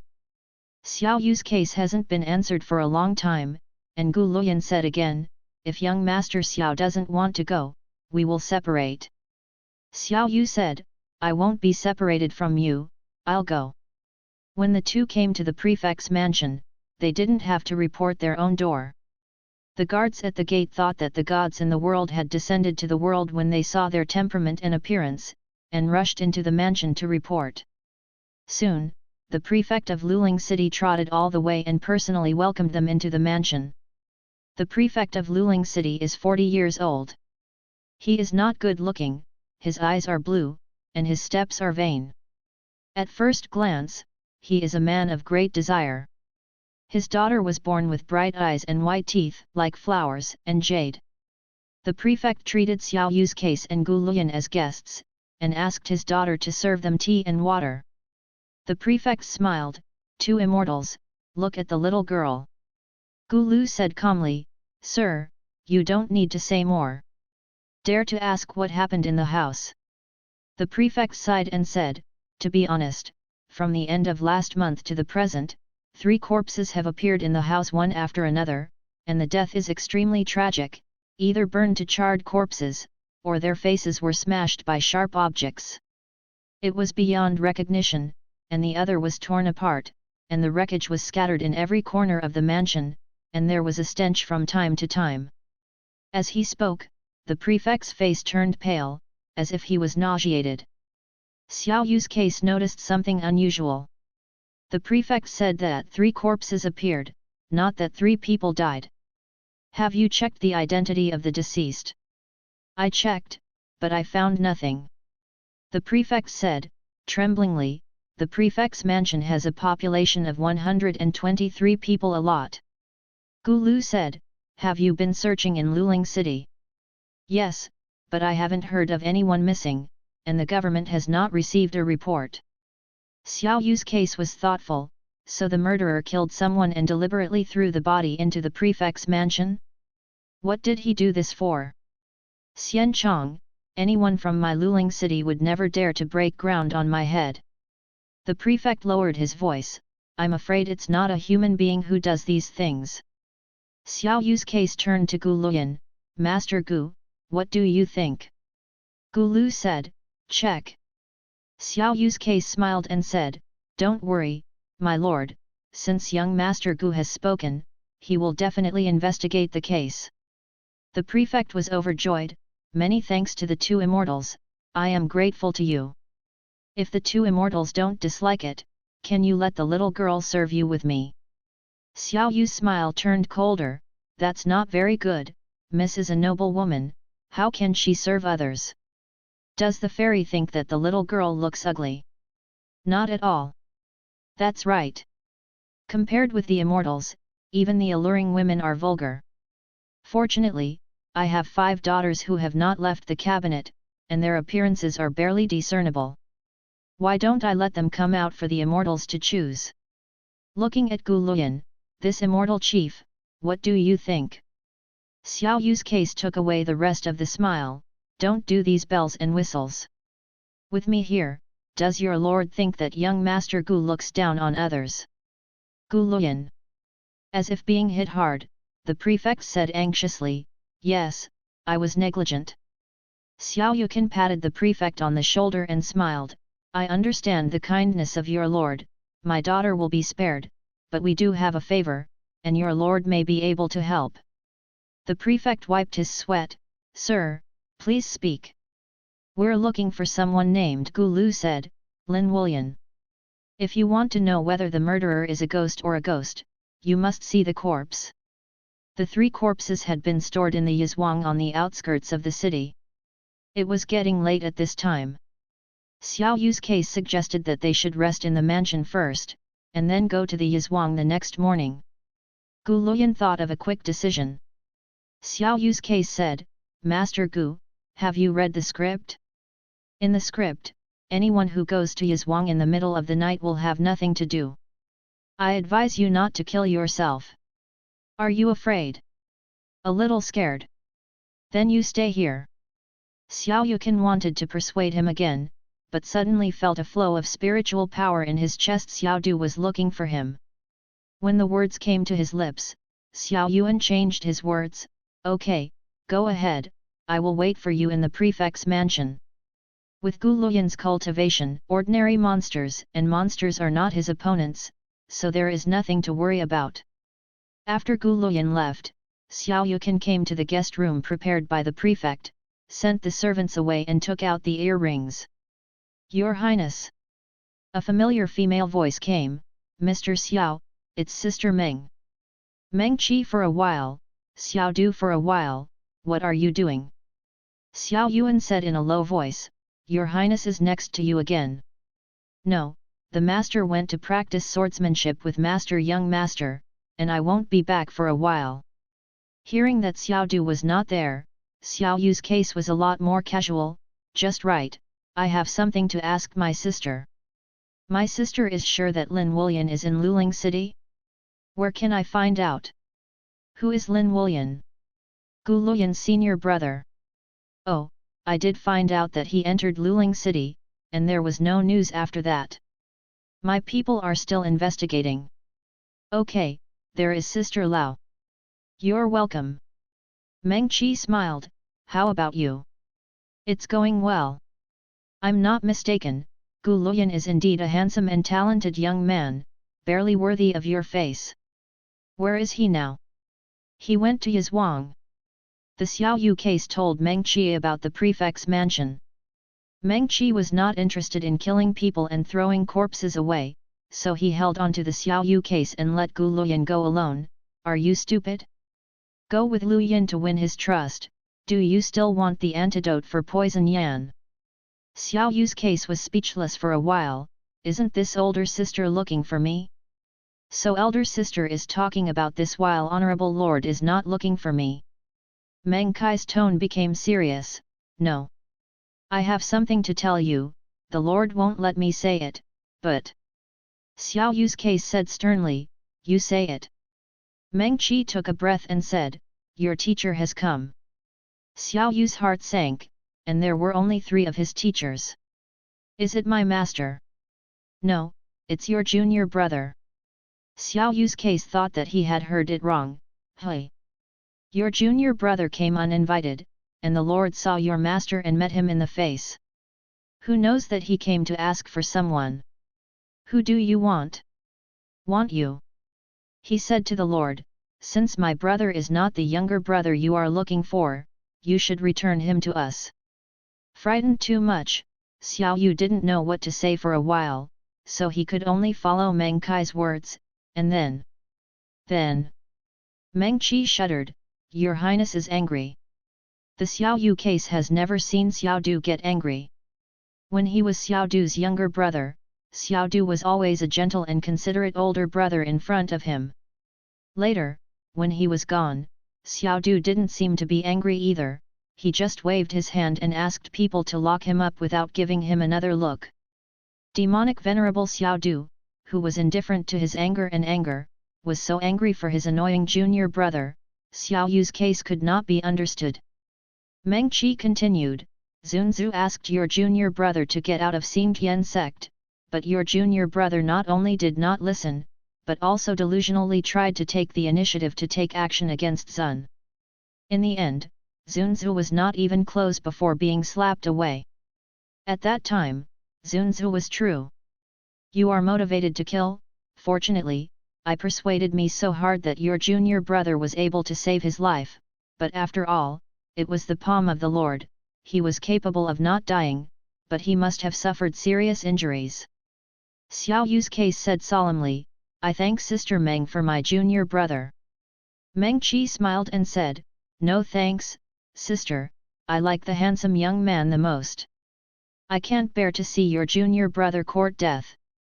As soon as Meng Qi finished speaking, Xiao Du's voice suddenly sounded in his earrings, What are you talking about? Let me listen to you too.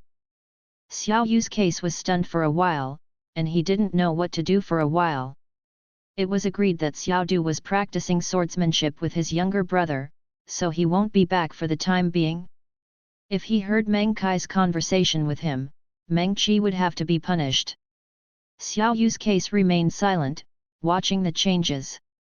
Meng Qi was still calm, and said, Young Master Xiao took the initiative to find him and asked about the whereabouts of senior brother Gu Luyan. Xiao Du said slowly, Really? Meng Qi was relieved and asked, why did the Lord suddenly come back, but the young Lord? Xiao Du said, I forgot something, come back and get it. Meng Qi, what did your Lord forget? After saying these words, I don't know who withdrew their spiritual power, and Xiao Yu's case could not hear anything else. At this moment, he didn't have the time to think about it, and his mind was full of what Meng Qi had just said.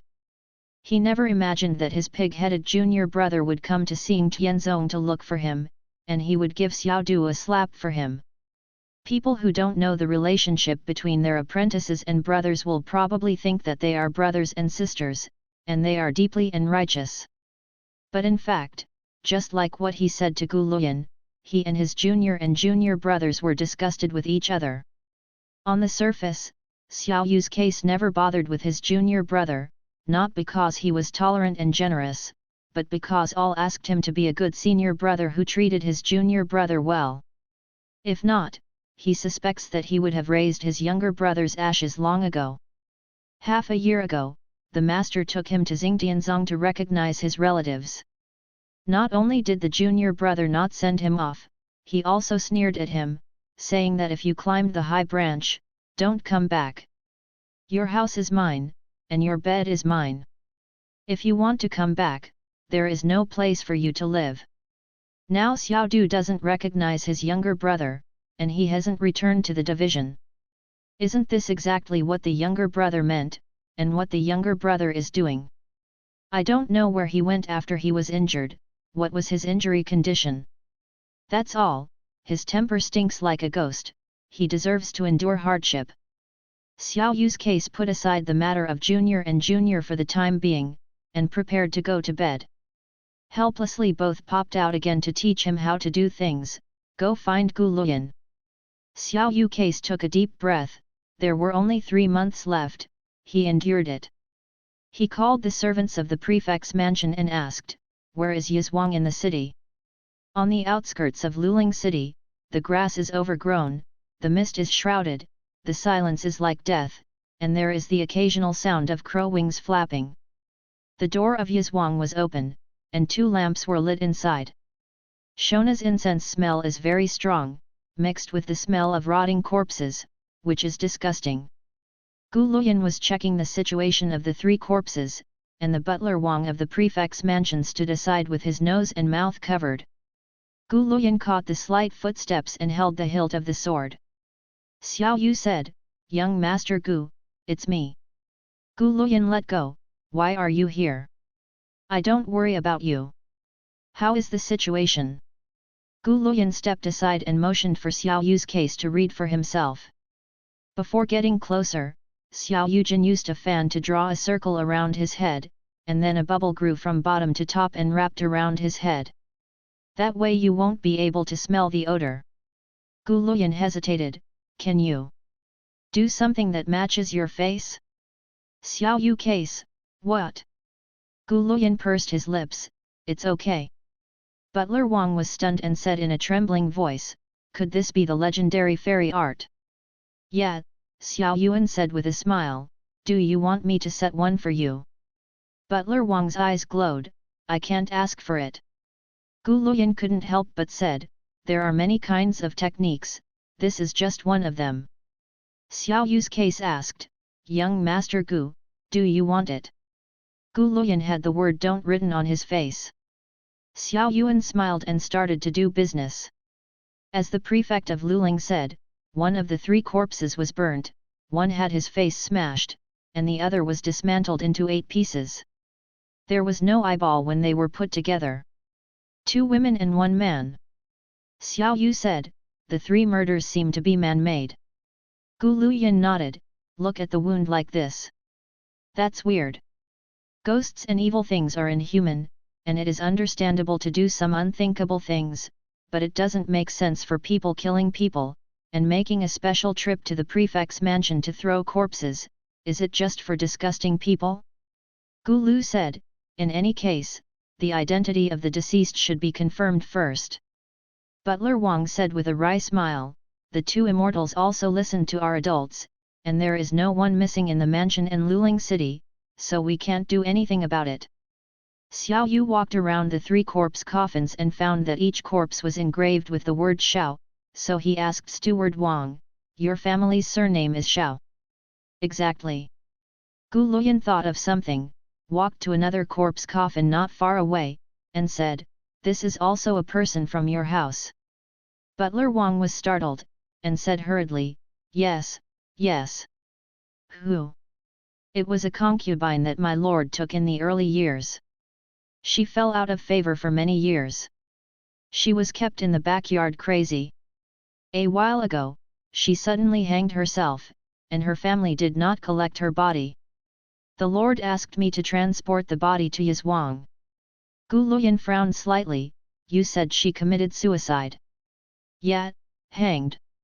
Xiao Yu's case said, "The person who committed suicide is full of resentment and can easily turn into a corpse. But I didn't notice a trace of resentment in her. Is it because my cultivation is too low?" Gu Luyan, "No." Xiao Yu's case asked, "When did she commit suicide?" Butler Wang replied, "At the end of last month." Xiao Yu's case remembered that the 3 unnamed corpses also appeared in the prefect's mansion at the end of last month. Could it be related? Gu Luyan seemed to think exactly as he thought, and said, "Open the coffin." Butler Wang hesitated. This is not very good. After all, she is a concubine, and she is half a master, and they all say that the dead are the greatest." Gu Luyan ignored it and tapped the coffin board with the scabbard. Before the sword was drawn out, the coffin board slammed and fell to the ground. The woman in the coffin was about 30 years old. There was a constriction ditch on her neck and the tip of her tongue was slightly exposed. She had indeed committed suicide by hanging. Even if the death is tragic, it can be seen that she was once a beauty. Strangely, Xiao Yu's case still did not feel the slightest resentment on the corpse. Xiao Yu's case felt something was wrong. A beautiful woman marries a concubine who is ruthless, and after falling out of favor, she madly commits suicide. Is it true that she does not hate at all? His gaze came from the woman's face to her lower abdomen, and he was startled. "Young Master Gu." "I know," Gu Lu said in a deep voice, "go back and talk about it." Wang Guangjia said, "Have the 2 immortal chiefs finished their investigation?" Young Master Xiao." "Exist. You can take off your headgear." Back at the prefect's mansion, Xiao Yuan followed Gu Luyan into his room, and couldn't wait to say, "That little concubine is pregnant." The mother choked him to death, and he could finally say it. Gu Lu said, "She has fallen out of favor for many years, how can she be pregnant? Everyone with the handle in the prefect's mansion is suspect." Butler Wang was no exception. Gu Luyan paused because of the vulgar words in the Xiao Yu case. "Well, young Master Gu, do you think the 3 anonymous corpses are related to the death of the concubine?" "Possible." "Then let me inquire about the place where the concubine lived before her death. Let's go see it together tomorrow." "Okay." The next day, Xiao Yu asked a maid about this concubine. "The concubine's name is Tong Niang. Ever since she was rejected by the master, she has been living in a small dilapidated yard in the backyard. She has only been seen by the maid who brought her meals in the past few years." Xiao Yuan and Gu Luyan didn't want to startle the snake, and quietly sneaked into the backyard. The backyard of the prefect's mansion was crowded with people, and it had the appearance of 3 palaces and 6 courtyards. "I don't know what a good day it is today. The servants of the house are coming and going, busy, and the prefect's wives and concubines are all dressed up carefully, as if they are going to some banquet." Xiao Yu said strangely, "What are they doing?" Gu Lu said, "Today is the Shang Yuan festival. On the 15th day of the first lunar month, the Shang Yuan festival." Xiao Yu's face suddenly changed. The Acacia Gu in his body happens on the full 15th night of every month. He's going to be in heat tonight. Gu Luyan noticed the strangeness of Xiao Yu's case and said, "Young Master Xiao." "Nothing." Xiao Yukan forced a smile, "Let's go." The yard where Tong Niang lived in was dilapidated and small, but it wasn't as messy as Xiao Yu's case imagined, and looking at the furnishings in the house, it didn't look like the residence of someone who had been insane for a long time. The lunatic has also started to love cleaning these days. Or, the two maids who delivered the meals helped her clean. Gu Luyan frowned. No. Xiao Yu's case was silent, feeling nothing. What's wrong? Resentment. How do I? This thing is very well hidden. Object? You mean? Xiao Yu's case looked around, and many objects in the house were covered with a layer of white cloth. Could it be that someone deliberately wanted to hide this object? Gu Luyan's eyes swept over the square table, bed, wooden cabinet one by one, and finally landed somewhere. Xiao Yu's case asked, "Do you want to see it?" "Yeah." Gu Luyan drew out his sword and used the tip of the sword to lift the white cloth. A woman's dressing table appeared in front of him. "Is there anything odd about this table?" Gu Lu was silent, looking straight at the bronze mirror on the table. Xiao Yu's case followed his gaze, and only saw him and Gu Luyan. "What's wrong with this mirror? You haven't felt it yet." Xiao Yu's case felt that his cultivation had been insulted. "No. Master Gu, can you explain clearly?" Gu Luyan shook his head. "I can't tell." Xiao Yukan laughed and said, "Half of the talk, I have no wife when I'm old. There's something in the mirror. We are in the mirror." Gu Luyan raised his sword and stabbed lightly towards the mirror. A row appeared on the mirror, separating him from Xiao Yu's figure. Xiao Yu said, "Young Master Gu, if there is really a problem with this mirror, I advise you not to break it." "Why?" "Because the mirror is broken, it's still a mirror, more mirrors." Gu Luyan understood the meaning of Xiao Yu's case, and wrapped the bronze mirror in white cloth and took it away. It is night, and the moon is as bright as day. The prefect mansion lit up lanterns, and the prefect held a large banquet. All his wives, concubines, and children were absent, which was very lively. He reserved a seat for the two immortals and invited them to drink and enjoy the lights together, but they were both rejected.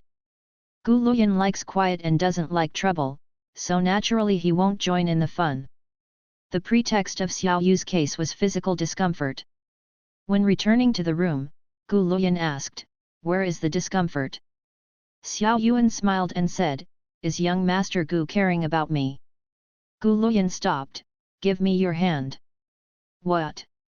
"Diagnose the pulse." Xiao Yu's case retracted his hand. "No." Gu Luyan. "Maybe I'm tired," Xiao Yukan said nonchalantly, "it will be fine after a night's rest." Gu Luyan didn't ask more, turned around and entered the room. Xiao Yukan raised his head and glanced at the full moon in the sky, his eyes sank as if he was not drunk, and he pushed open the door next door. As the night grew darker, two ghostly figures fell on the eaves of the prefect's mansion. One of them was dressed in red like blood, handsome and flamboyant, with an imposing manner. "Tonight is the Shang Yuan festival, does the Lord really not accompany the young Lord to celebrate the festival?" Xiao Du looked down at the silhouette of Xiao Yu's case on the window, and smiled lightly, "But I want to see the appearance of Au Acacia Gu attack." Meng Qi looked at Xiao Du's profile and sighed silently. The young master had been looking forward to the Lantern Festival for a long time. In order to make him happy, the Xingtian sect hung up lanterns like ordinary people, prepared the Lantern Festival, and filled the mountains with fire trees and silver flowers. Everyone thought that the venerable lord would accompany the young esteemed lord well for the first Yuan festival after the reunion of the brothers, but who would have expected that the venerated lord would leave the sect after only having dinner with the young esteemed lord. The young master kept everything in his way, and he coaxed him softly. After coaxing, he went out and brought Meng Qi here. Meng Qi and Xiao Du grew up in Xingtian sect, and she believed that she could guess some of Xiao Du's thoughts. Xiao Du may be somewhat concerned about Xiao Yu's case, but this concern is insignificant compared to certain facts, and it doesn't change anything. However, no matter how beautiful the lanterns are or how delicious the delicacies are, they can't compare to the look back when the beauties are confused. Meng Qi bent her lips, and she was looking forward to it. She knew the power of the acacia gu, even if Xiao Yu's case and Gu Luyan were living in 2 rooms, if the acacia gu attacked, either Xiao Yu's case couldn't help but go to Gu Luyan, or Gu Luyan was arrested. Fragrance attracts. Big things will happen tonight. The two waited for a long time, and there was no movement in the 2 rooms. When Meng Qi was wondering, a girl with a lantern came to the door of Gu Luyan's room and knocked on the door. Xiao Du smiled, "Tonight is really lively." "Meng Qi, respected lord." Xiao Du raised his hand to signal her to be quiet. Meng Qi closed his mouth and waited for it to change. Gu Luyan was looking at the bronze mirror brought back from Tong Niang by Bai Ri in the house. When he heard a knock on the door, he got up to open the door. The person who came was a strange girl of 13 or 14 years old, with a flustered expression. As soon as he saw Gu Luyan, he said, Xian Chong, the big thing is bad, something happened in the house, Xian Chong, go take a look." The girl was very anxious and pulled Gu Luyan to leave. "Don't worry." Gu Luyan raised his hand, and the sword on the table flew into his palm. He followed the little girl a few steps and stopped abruptly. The little girl turned back and urged him, "Xian Chong, go, it will be too late if you don't go." If something really happened in the mansion, the prefect would definitely ask him to go with Xiao Yu's case, but now he is only called alone. Gu Luyan's expression remained unchanged. "Okay." No one was around. He followed the little girl around the corridor and stopped again. "Xian Chong." Gu Lu said indifferently, "Who sent you here?"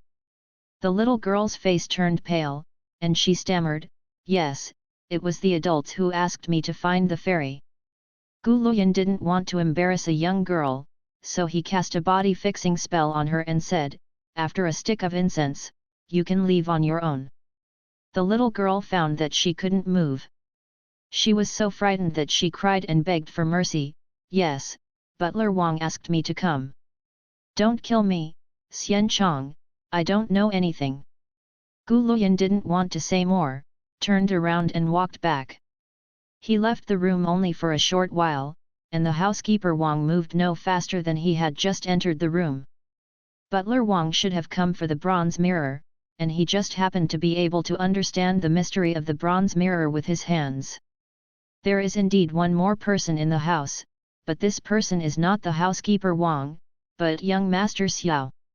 Gu Luyan glanced at the untouched bronze mirror on the table. "Why are you here?" Xiao Yu's case was dressed in a crimson shirt, which was too bright. He smiled at Gu Luyan and said, "I'm here to find Mr. Gu." "What's your business with me?"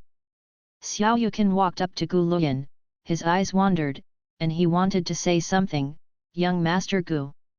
A strange feeling flashed in Gu Luyan's heart.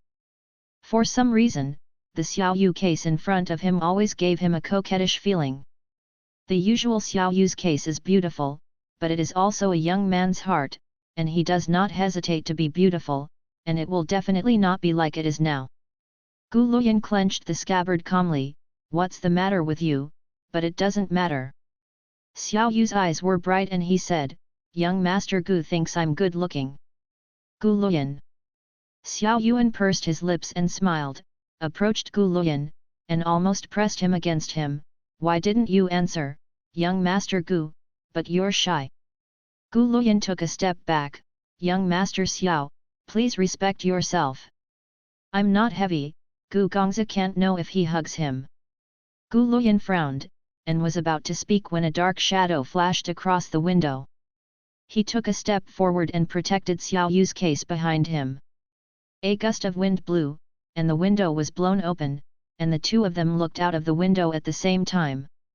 A cedar common in the north was planted in front of the window, covered with snow, and the white was faintly tinged with cyan. Under the moonlight, a young man dressed in a strong suit was sitting on a tree, with a tall and straight posture, black clothes like ink, sword eyebrows, and star eyes, with a natural arrogance. Gu Luyan asked, "Who?" The boy's eyes were cast like knives, eager to stab a few holes in them. "Xiao Yu's case, how shameless are you to seduce a man?"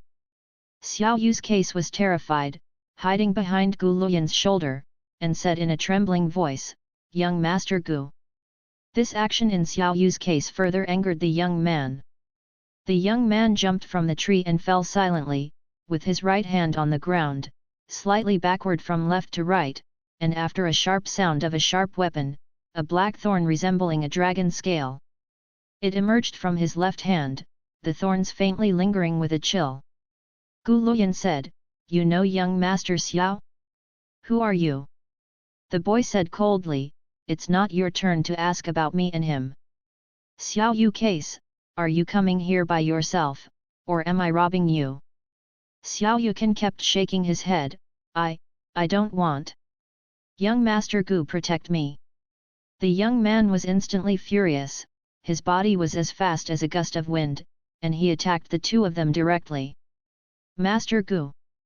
Just before the claws were about to touch Gu Luyan, Shuangleng unsheathed and blocked the boy's surprise attack impartially. The young man was extremely unwilling, his right hand formed a fist, and he swung it towards Gu Luyan's face.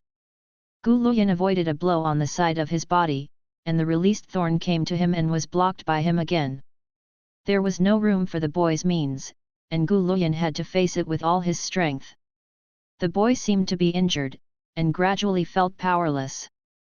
Gu Luyan caught his flaw, and when he was attacking, he jumped behind the boy unexpectedly, and Shuangleng pointed directly behind him, "Enough." Gu Luyan's arm was scratched by the boy's sharp claws, and the blood dripped on the ground and slowly dispersed. The young man turned around slowly, staring at Xiao Yu's case, with a bit of grievance in his anger, and gritted his teeth, "Xiao Yu's case, you just watched him use his sword at me." Xiao Yu's case was silent. The youth's grievance added another point, "Senior brother." Gu Luyan was startled. Senior brother? Could this person belong to Xiao Yu's case? Just when he was stunned, he suddenly felt an evil spirit behind him. At the same time, the boy in front of him seemed to have seen something, showing an expression of surprise and joy. Gu Luyan turned around with his sword in hand, only to see Xiao Yu's hand holding a dagger, stabbed at the position of his heart. Gu Luyan instinctively raised the sword, unexpectedly met Xiao Yu's eyes, and took the sword back in a daze. But the sword can be retracted, but the sword energy cannot. Xiao Yu's case was overturned by the sword energy, his eyes were wide open, his pupils were dilated, and his fingers were on the ground, as if he was enduring excruciating pain. "Brother! Young Master Xiao!" The two helped Xiao Yu's case up from left to right, and the boy's face was 10 times more ugly than before. Gu Luyan was shocked and puzzled. He knew Xiao Yu's cultivation base, and he would never be seriously injured by a sword chi. Xiao Yu's case was struggling violently, and with a bang, his face was shattered in two like a broken mirror. Before the two could react, there were more and more cracks on his body, like a heavy punch hitting a huge bronze mirror. The teenager looked down at the empty hands. "Senior brother." "No, this is not my brother." Gu Luyan stood up and said solemnly, "Bronze mirror." The young man calmed down, grabbed Gu Luyan's collar, and said in a vicious voice, "Where is my senior brother?" Gu Luyan didn't seem to hear the boy's words. He discovered the bronze mirror together with Xiao Yu's case. If the Xiao Yu's case just now was made by a bronze mirror, shouldn't there be another Gu Luyan? Gu Luyan's eyes sank, "It's not good." When the words fell, he brought the bronze mirror into his arms, and took out his sword. The young man wiped the blood from the corner of his mouth and immediately followed. Xiao Yuan was half lying on the bed, and boredly turned the folding fan in his hand on and off. He didn't know when Acacia Gu would strike, all he could do was wait. All the doors and windows were tightly closed, and he also asked the servants of the prefect's mansion to hang a thick curtain behind the doors and windows on the grounds that he was afraid of the cold, hoping to block the fragrance of love when the Acacia Gu attacked. What should come can't be avoided. Xiao Yu's case tried to relax as much as possible, and fell asleep loosely. I don't know how long it took, he suddenly woke up from his sleep, and there was a rapid heartbeat beside his ears. His heart had never beat so fast, and he tried to hold himself up, only to find that his hands were so weak that he couldn't even lift a fan. Something in his chest seemed to come out of his heart and fled around in his body. Xiao Yukin was lying on the bed, her breathing was hot, and her eyes were covered with a layer of mist. So hot, so uncomfortable, he wanted. The fragrance of love spreads in the house, and the light fragrance gradually becomes rich and turbulent. Xiao Yukan's eyes narrowed and he bit his lip. He couldn't think about it, he would lose if he thought about it. Even if you think about it, is it bad to think about a girl? What do you think? What a man! Don't think about the Xiao Yu case. Hearing the sound of the door opening, Xiao Yu's heart trembled, clutching his chest and looking at the door with difficulty. Who? Gu Luyan walked in. Me. What are you doing? Xiao Yu's case was furious. Get out, get out. Gu Luyan remained motionless. What's the matter with you? Xiao Yu case closed his eyes. It's just a relapse of the old disease. Don't worry about me, hurry up. Gu Luyan approached him and looked condescendingly. Can't you move any more? Xiao Yu's case suddenly felt wrong. The room was filled with an unusual scent. Why didn't Gu Luyan respond at all, and didn't even ask a question? Xiao Yu's case tried his best to stay awake. He remembered that Gu Luyan broke in without knocking on the door before entering the room, which was not like Gu Luyan's style. You're not Gu Luyan, Xiao Yukan gasped. What are you? Gu Luyan showed a weird smile. I really can't move. Xiao Yu's forehead was sweating, hair stuck to his face, and he forced a smile. You don't need to move to kill you. Gu Luyan's face was hidden in the backlight. He raised his hand like a puppet, and grabbed Xiao Yu's neck violently.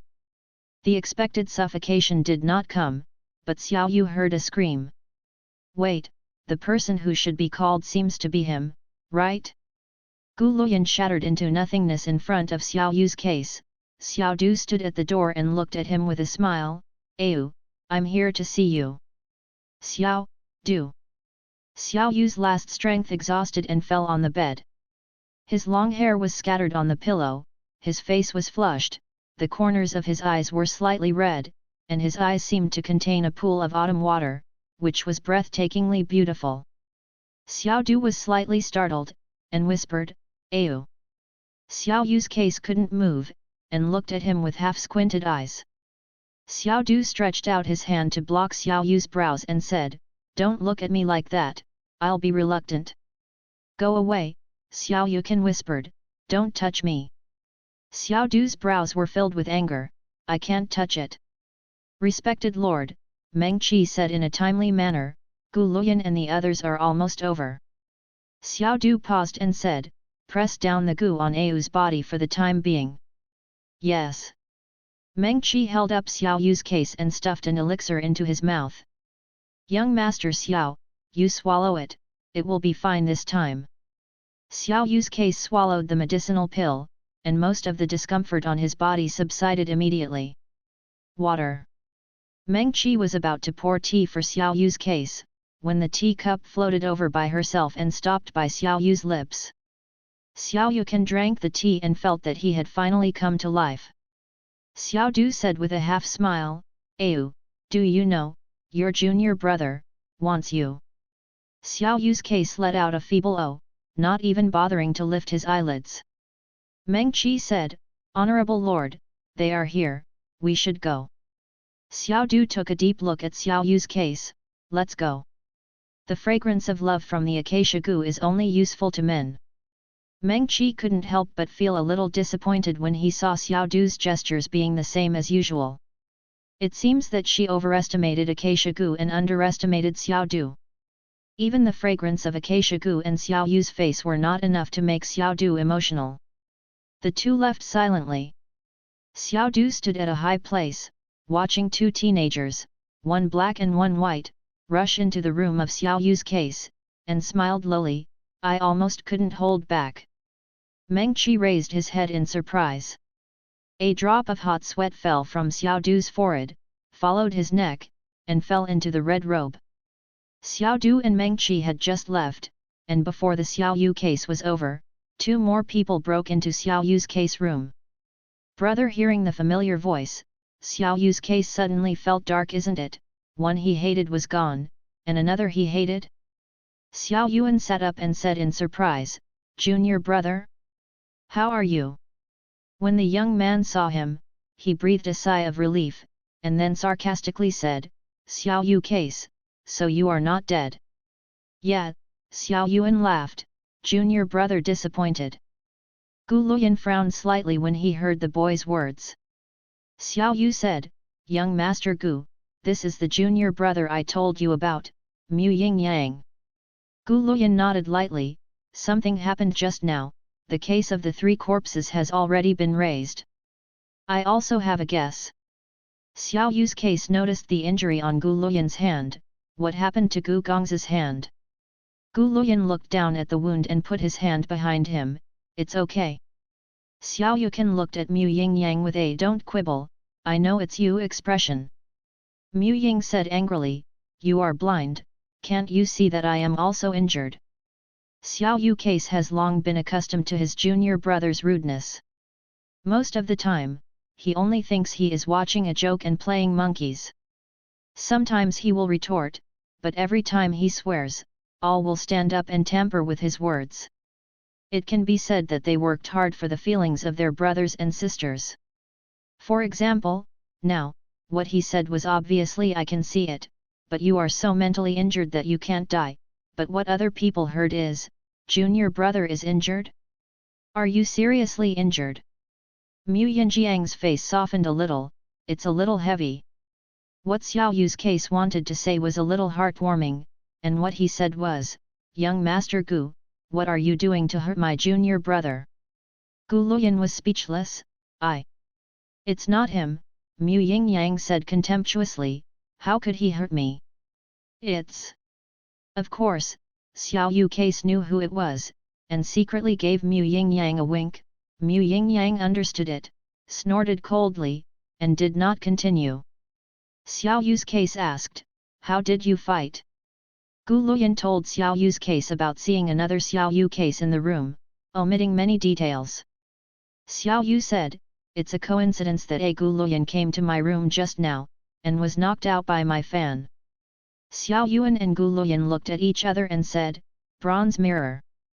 Both of them have looked in the mirror in Tong Niang's room. They were built by resentment in the mirror, and they were able to pass through the mirror and come to the world.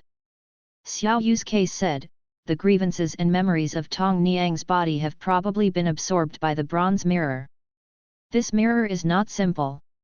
Look at the scratches on the bronze mirror, which have existed in the world for hundreds of years at least.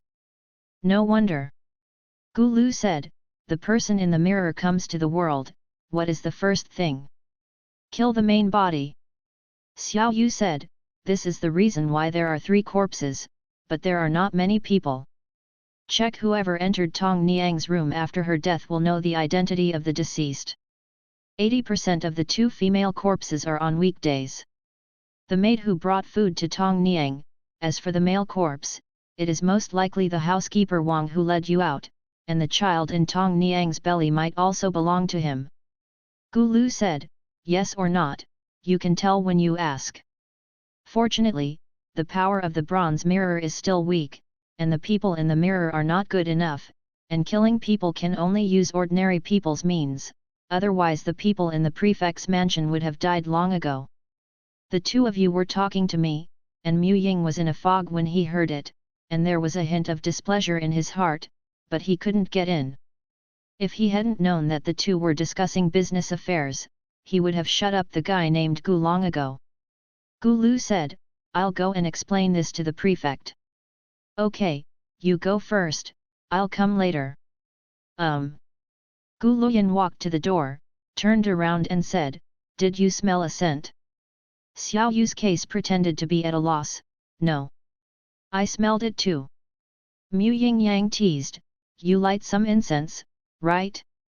It's like a girl, and you're less and less like a man." Xiao Yu's case calmly said, "Maybe it was ordered by someone in the house."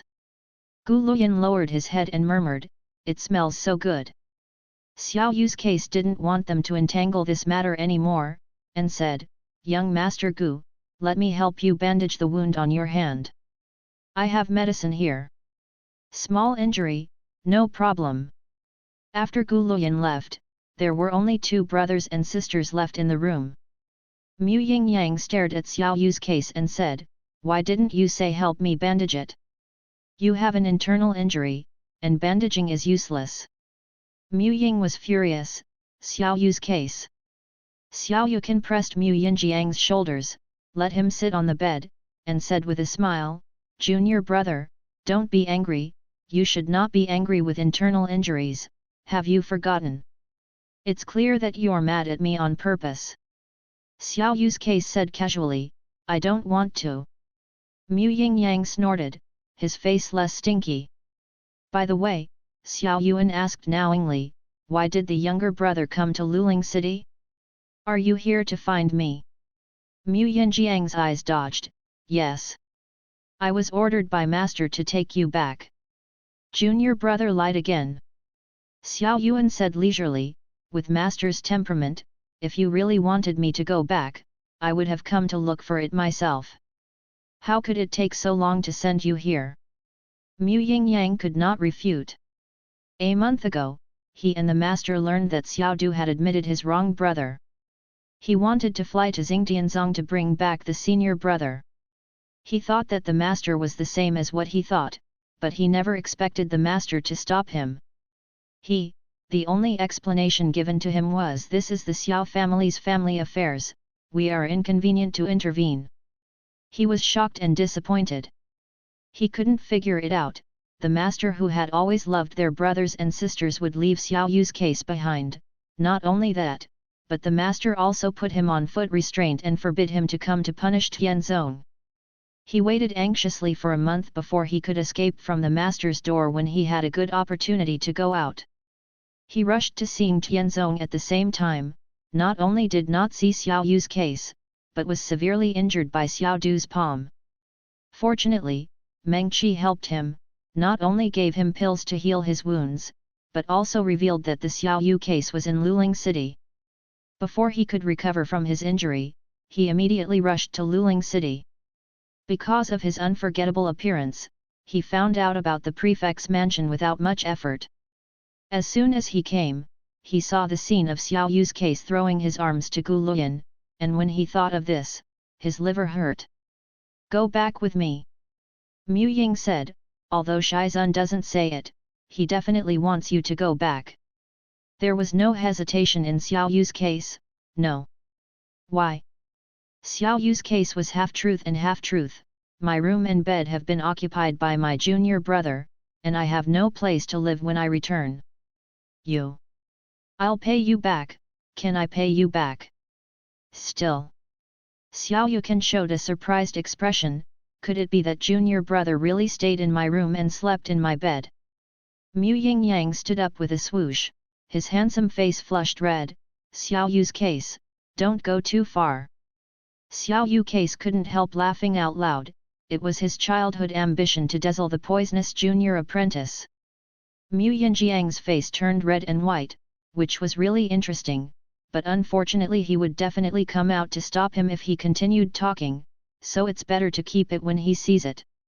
Xiao Yu's case said solemnly, "Junior brother, you don't have to waste any more time, I won't go back."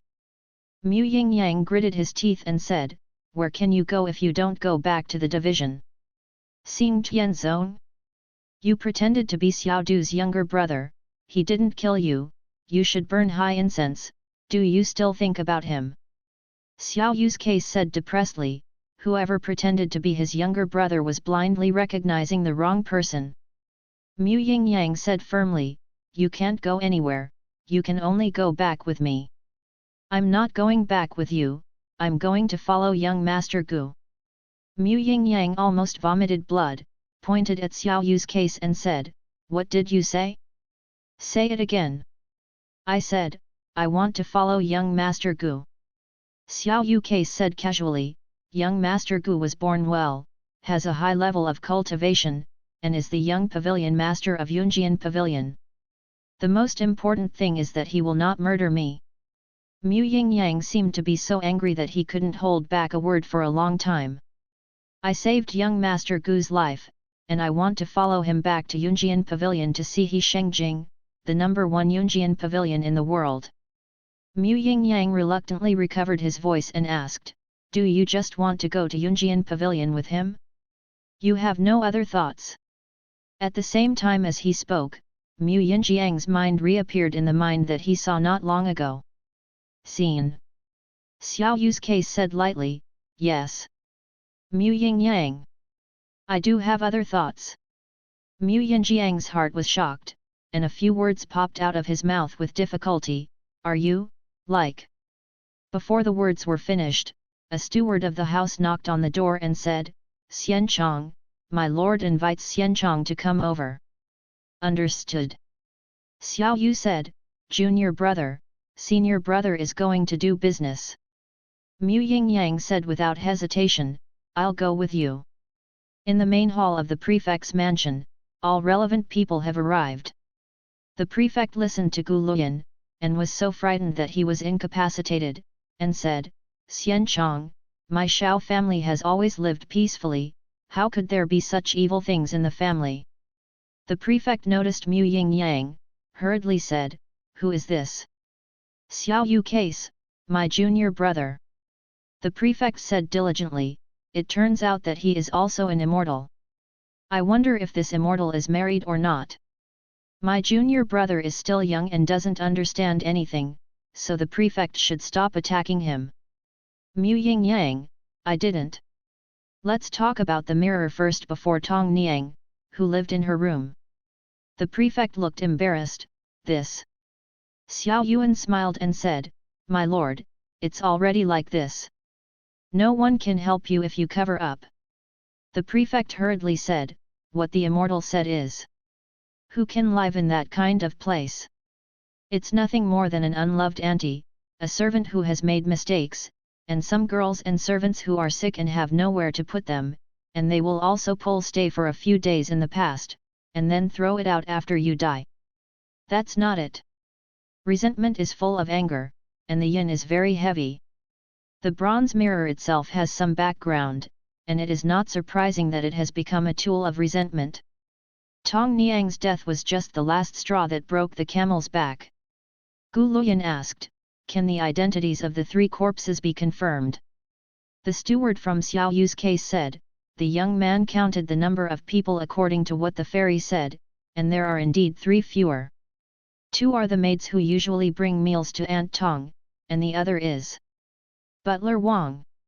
When the housekeeper Wang saw that the matter was revealed, he would definitely not be caught without his hands, and it was also expected that he would escape. Gu Lu said, "These 3 people have already died, what you see is just an illusion in the mirror. Those who are not human and ghosts, the immortal chief must capture them, lest they harm the world." Seeing the prefect's nervous appearance, Xiao Yu's case smiled and said, "It's easy to say. There is one more thing that adults should know." The prefect shivered and said, "What is it?" Tong Niang was neglected by the adults. Although she was trapped in the backyard, she was not crazy. Not only that, but she also gradually fell in love with the housekeeper Wang. The prefect's face was white with green, bitch. Unfortunately, Butler Wang and her were just playing on the scene with her, and they only wanted to have fun. After learning that she was pregnant, she was afraid that things would be exposed and implicated herself, so she forced her to have an abortion. The bronze mirror, which had absorbed enough grievances, was turned into a sharp weapon, killing all 3 who saw Tong Niang's body and knew her secret, and then created an illusion, making everyone think that the 3 were still alive. Live in this world. Fortunately, young Master Gu and I arrived in time, otherwise Bai Yukao will follow in the footsteps of the 3, and the prefect's mansion will also become a place in the mirror." Gu Luyan said in a low voice, "How do you know so much about it?" Xiao Yu's case came to Gu Luyan's ear and said, "I made it up. Anyway, it's not too far away." A burst of fragrance hit, Gu Luyan only felt his earlobe was slightly hot, and subconsciously turned his head. Mu Yingyang looked at their every move and said coldly, "What are you whispering about?" Xiao Yu said, "Want to know? I won't tell you." Mu Yingyang. After the matter came to an end, Gu Luoyan decided to bring the bronze mirror back to Yunjian Pavilion, and the others had no objection. Xiao Yu's case asked, "Is young Master Gu going back to Yunjian Pavilion?" Gu Luoyan shook his head, "I haven't found my senior brother yet, and the whereabouts of the three people in the mirror are unknown." Mu Yingyang interjected yin and yang angrily, "Do you like to run around when you are a senior now?" Xiao Yu's case just pretended not to hear, and said, "Okay, let's find them first and then go back." U.S. Xiao Yuan smiled and said, "I have admired the reputation of Yunjian Pavilion for a long time, and I have always wanted to go and see it, and ask for a piece of warm jade by the way. Will young Master Gu take me there?" Xiao Yu's case was kind to Gu Luoyan, and Gu Luoyan would naturally not refuse. "Okay." Mu Yingyang said, "I'm going too." Xiao Yu's case was a little impatient, "Junior brother, stop making trouble." Mu Yingyang said arrogantly, "Don't you just want to go to Yunjian Pavilion to see it? I will accompany you, and when you are finished, you will honestly return to the teacher's door with me." Xiao Yu's case was too lazy to argue with Mu Yingyang too much. It is impossible to return to the division, and it is impossible in this life. When he completes the task of all, no one can control where he goes. The legs are on your body, you can follow if you want. Don't say that the senior brother didn't remind you.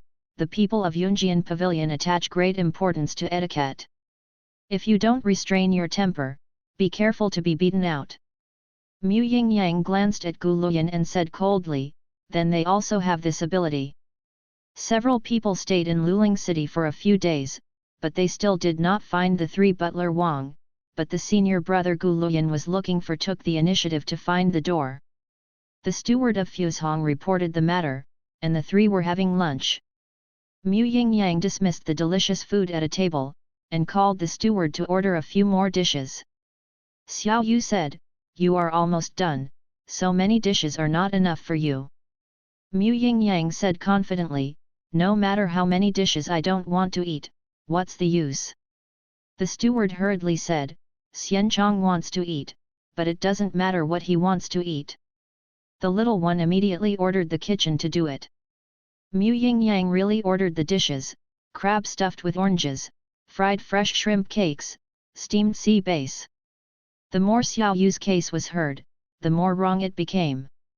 "These seem to be my favorites, right? Oh, if you like it, or if I like it."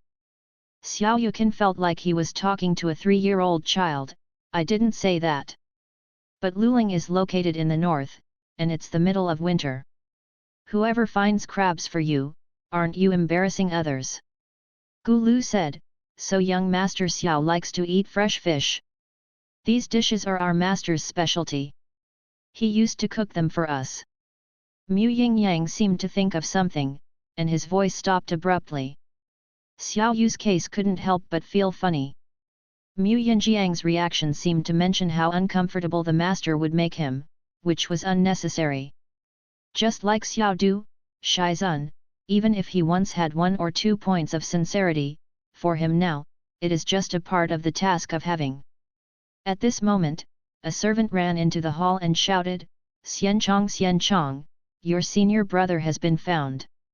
Gu Luoyan heard the words, put down his chopsticks and hurriedly left the table.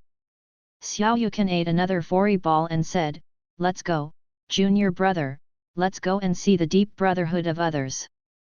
Xiao Yukan thought that he would see a scene of tears in his eyes, embracing each other and crying, but he found that he was thinking too much.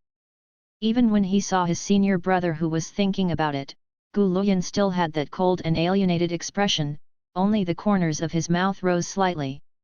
His senior brother looked really happy, looked at Gu Luoyan without blinking, and said, "After I arrived at Luling City, I was worried that the demon sect would pursue me, so I hid my whereabouts and secretly tracked your whereabouts. Today, I occasionally heard that the prefect's mansion was looking for me. I knew it was definitely junior brother, so I rushed over immediately. Gu Luyan said, "Senior brother is fine. This sentence should be said by me. In order to save me, you risked to lure away the people of the demon sect. Did you get hurt?" "Yes." Gu Luyan turned to look at Xiao Yu's case. "This young master Xiao saved me." Lin Wulian and Xiao Yukan looked at each other and were slightly startled. Mu Yingyang frowned and stood in front of Xiao Yu's case.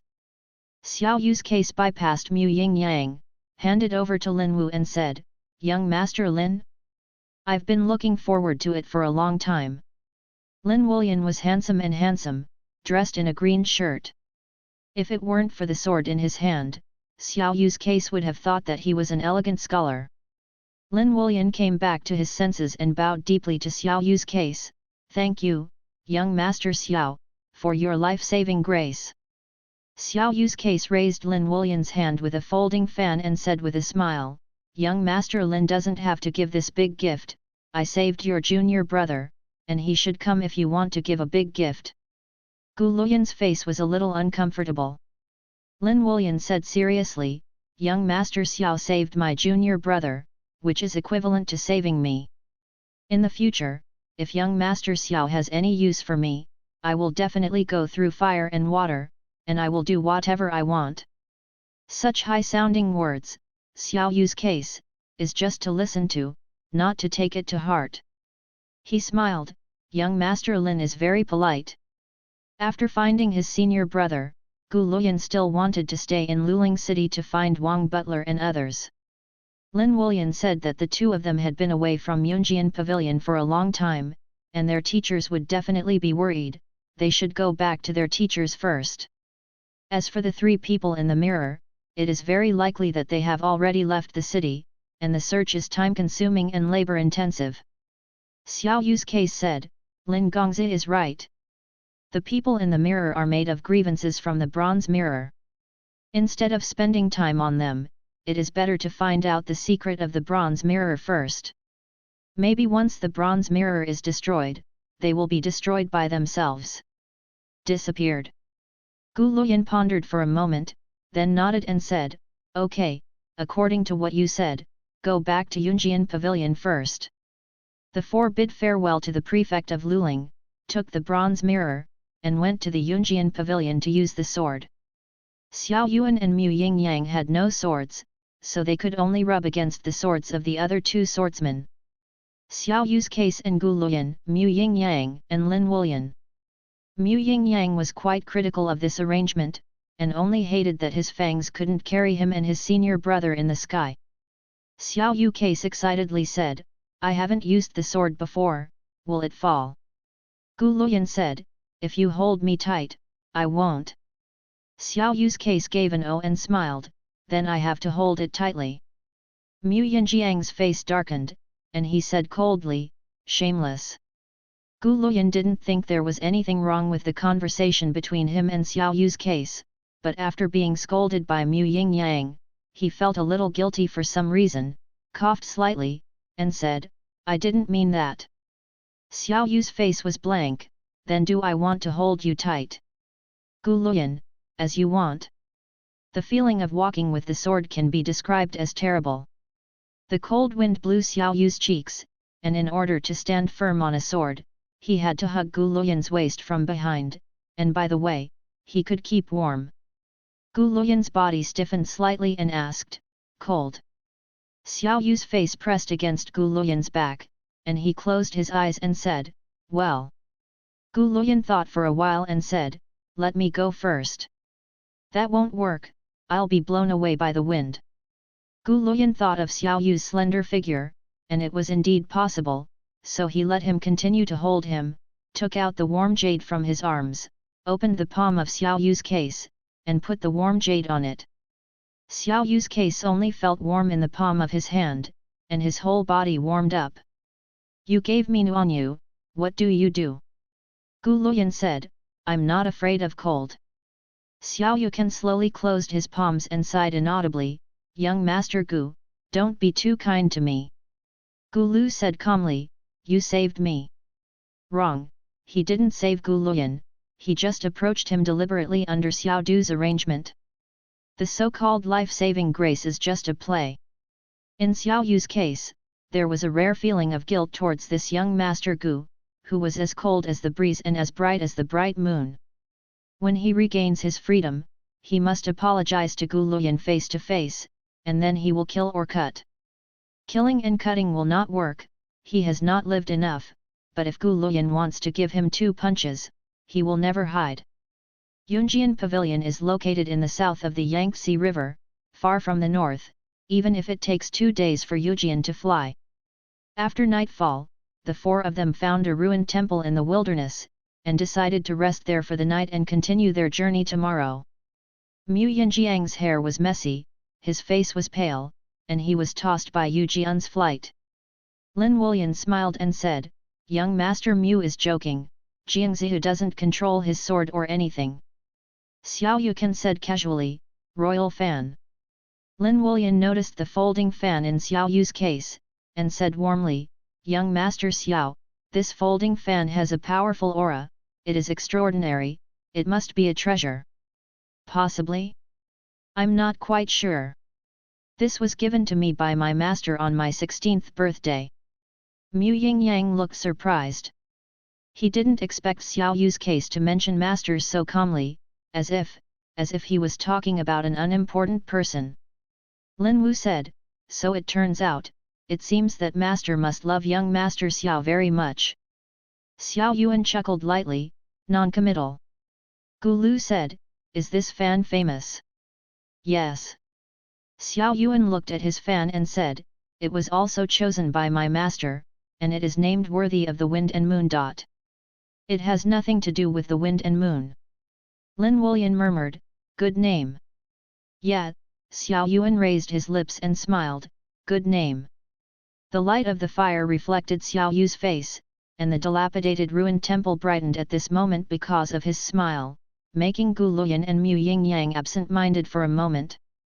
After dark, the 4 of them meditated and rested around the fire.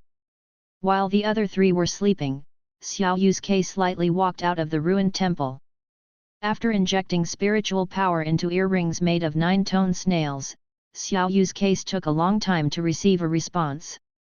This time, it was Meng Qi who communicated with him. Xiao Yu's case told Meng Qi about what happened recently. "No accident, I will go to Yunjian Pavilion tomorrow." Meng Qi, "Okay, does Gu Luyan like you?" Xiao Yu's case, "No."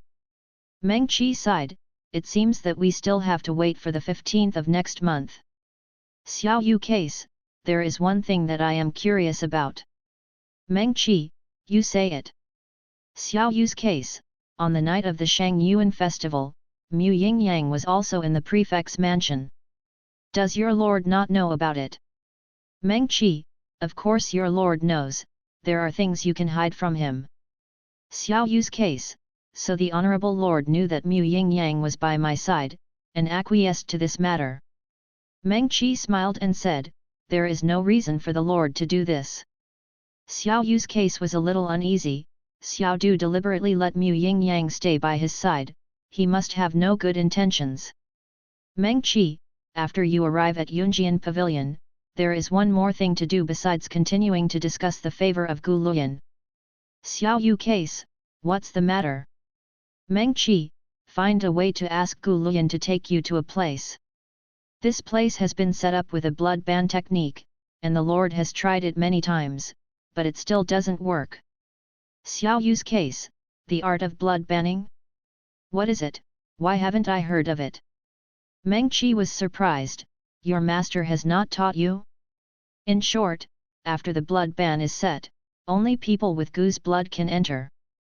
This is why the Lord asked you to marry Gu Luyan. The reason of the couple. As a Taoist companion, the spirit and blood blend together. After the double cultivation, Xiao Yu's case can also have the blood of the Gu family, and can enter a place that only the Gu family can go. This is Xiao Du's original intention. When Xiao Yu's case came to his senses, he suddenly thought of something. "Since there is such a technique, why doesn't the Lord use it on me? That way he will know early on whether I come from a family with him." Meng Qi smiled and said, "If you can use the Venerable Lord, of course you will."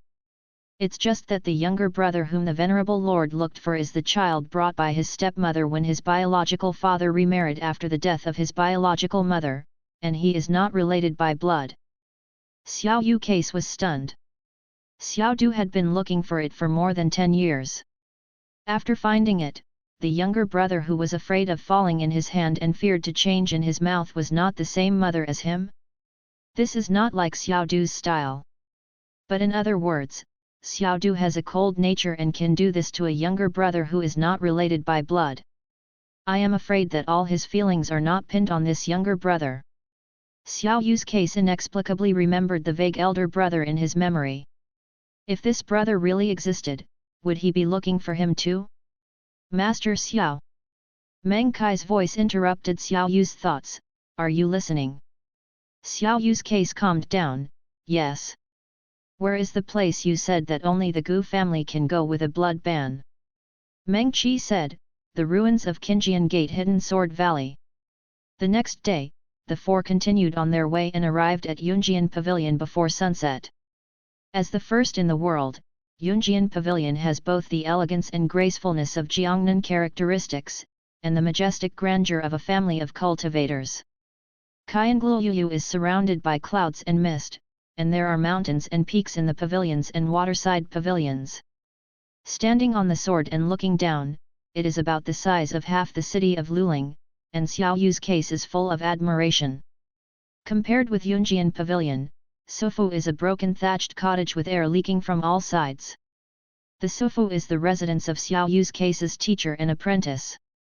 Mu Yingyang said angrily when he heard the words, "Dogs don't think they are poor." Xiao Yu said indifferently, "Sufu is not my home." Mu Yingyang asked, "You have lived in Sufu since you were 5 years old. Where is Sufu not your home? Do you have a conscience in the Xiao Yu case?" Xiao Yu's case really thought about this question seriously, probably not. Gu Lu said, "Young Master Xiao. Going down." Xiao Yu's case said oh, and the hand holding Gu Luyan's waist tightened a bit. The two Yunjiang disciples who were guarding the gate were very excited to see Gu Luyan and Lin Wulian, young pavilion master, senior brother Lin is back. Go and tell Elder Qian. Xiao Yu's case asked, "Why is it Elder Qian, not your pavilion master?"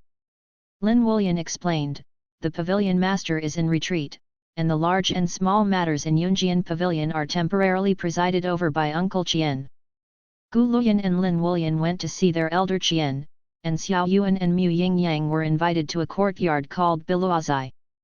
Mu Yingyang said, "Have you seen enough? Can you go back with me?" "Junior brother, what's the hurry, we just came here." Xiao Yukan poured 2 cups of tea, took a sip, and said, "Good tea, junior brother, do you want to drink it?" Mu Yingyang sat down opposite Xiao Yu's case with a stern face. "There's no one else here, let's just say it, you tried every means to follow Yunjian Pavilion, what are you trying to do?" Xiao Yu's case showed a surprised expression, shocked, "It turns out that my junior brother is not stupid." The Xiao Yu case did not give Mu Yingyang time to attack, and said, "Do you know Qinjian?" Mu Yingyang was successfully distracted, "Of course I know. Qinjian is the kind of fire left in the world after the ancient war. The flame is blue, so it has such a name. It is said that the weapons forged by Qinjian are gods. Weapons are far beyond the comparison of ordinary swords. The reason why Yunjiang can become the #1 sword in the world is inseparable from the fact that they have the only cluster of blue flames in the world." Xiao Yukan nodded and said, "Qinjian can be said to be the treasure of Yunjian Pavilion. If possible, I would really like to see it." "Wishful thinking." Mu Yingyang said contemptuously, "What kind of onion are you, why do they want to give you insight?" Xiao Yuan smiled and said, "Could it be that junior brother forgot, I am Gu Luyan's savior?" Mu Yingyang picked up a cup of tea and snorted coldly, "So what? It's already very good to give you a piece of warm jade tempered by Qinjian. Do you still want to see Qinjian? What are you doing in the daydream of Qingtian? Anyone with aspirations is amazing, I must watch Qinjian." Xiao Yukan touched his chin and said regretfully, "Can I only use my face to seduce Gu Luyan?" Mu Yingyang took a sip of tea and spit it far away, stood up in a swish, and said angrily, "Xiao Yu case, don't think that you can do whatever you want just by looking good." He was really going to be pissed. He shouldn't be talking nonsense with Xiao Yu's case, and he would accompany him to Yunjian Pavilion to knock people unconscious and carry them back to Sifu to hide them. "I never thought so." Xiao Yukan pinched her cheek.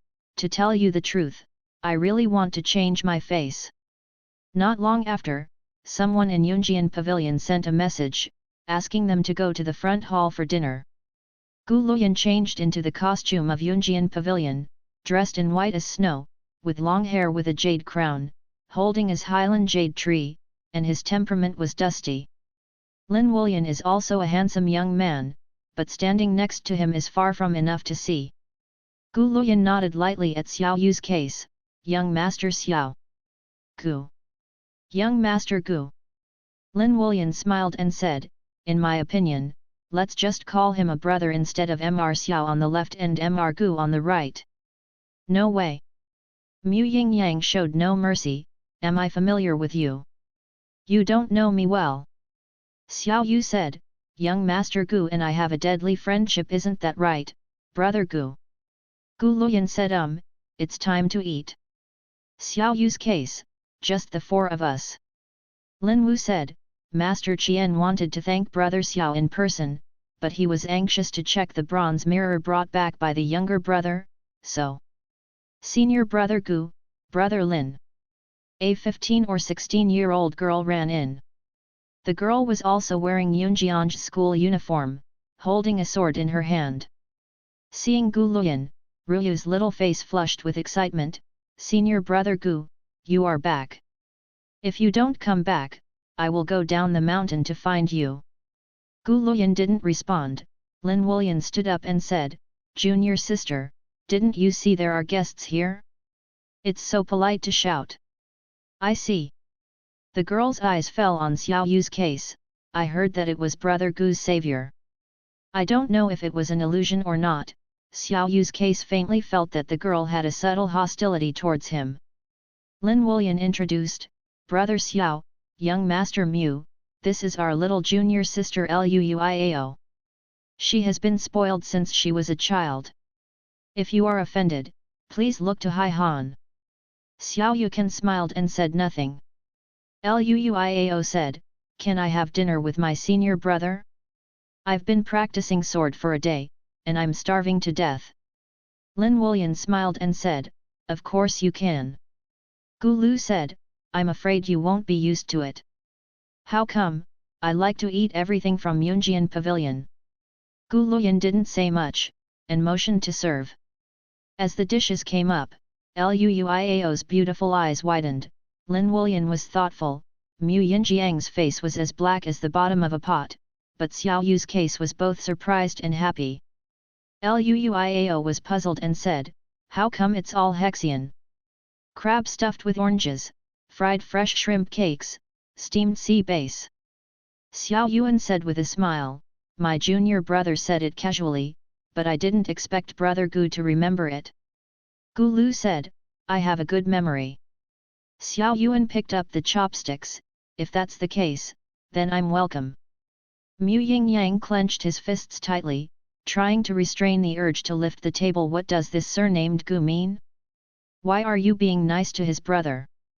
Seeing Xiao Yu's case eating with relish, and sometimes praising him, Mu Yingyang felt a little sore in addition to a fire in his chest.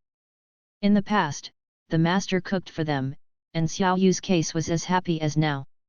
Seeing that Mu Yingyang was motionless, Xiao Yukan took a piece of shrimp cake and put it in his bowl. "Why don't you eat it? Trust me, the chef of Yunjian Pavilion is much better than your master."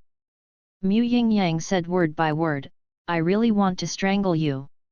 Xiao Yu's case disagreed, "Then you have to eat enough to have the strength to pinch."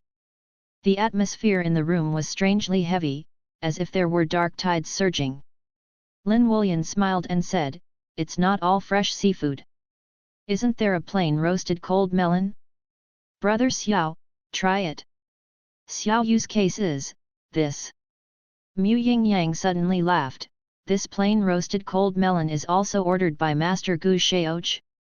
Unfortunately, my senior brother can't eat cold melon. As soon as I eat it, I will get a rash all over my body and itching is unbearable.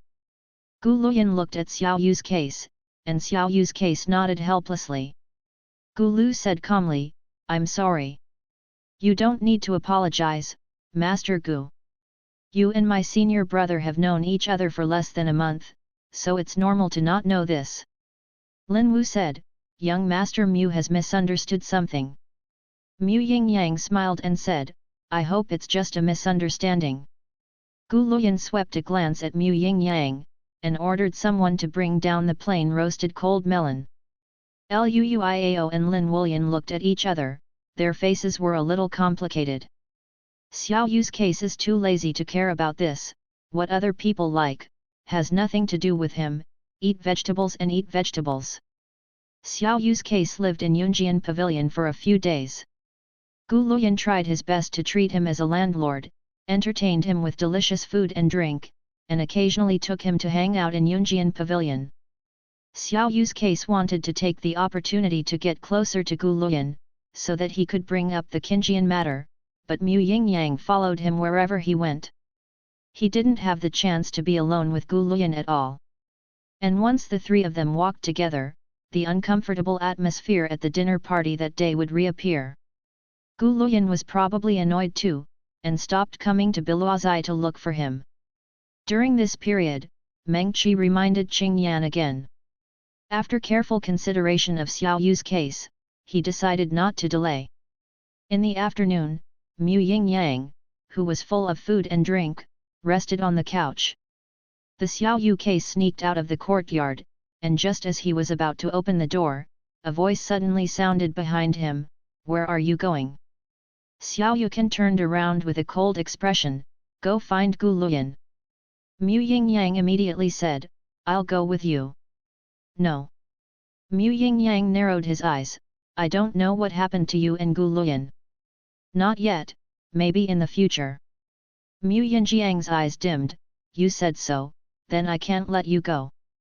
Wu Yuxiu turned around at Xiao Yu's fingertips, "Speaking of which, I haven't discussed with my junior brother for a while." Mu Yingyang said in disbelief, "You want to fight with me for Gu Luyan?" Xiao Yukan smiled, "I don't want to either. It's just that you are too clingy, junior brother." "I'm so clingy. I can't stand it anymore."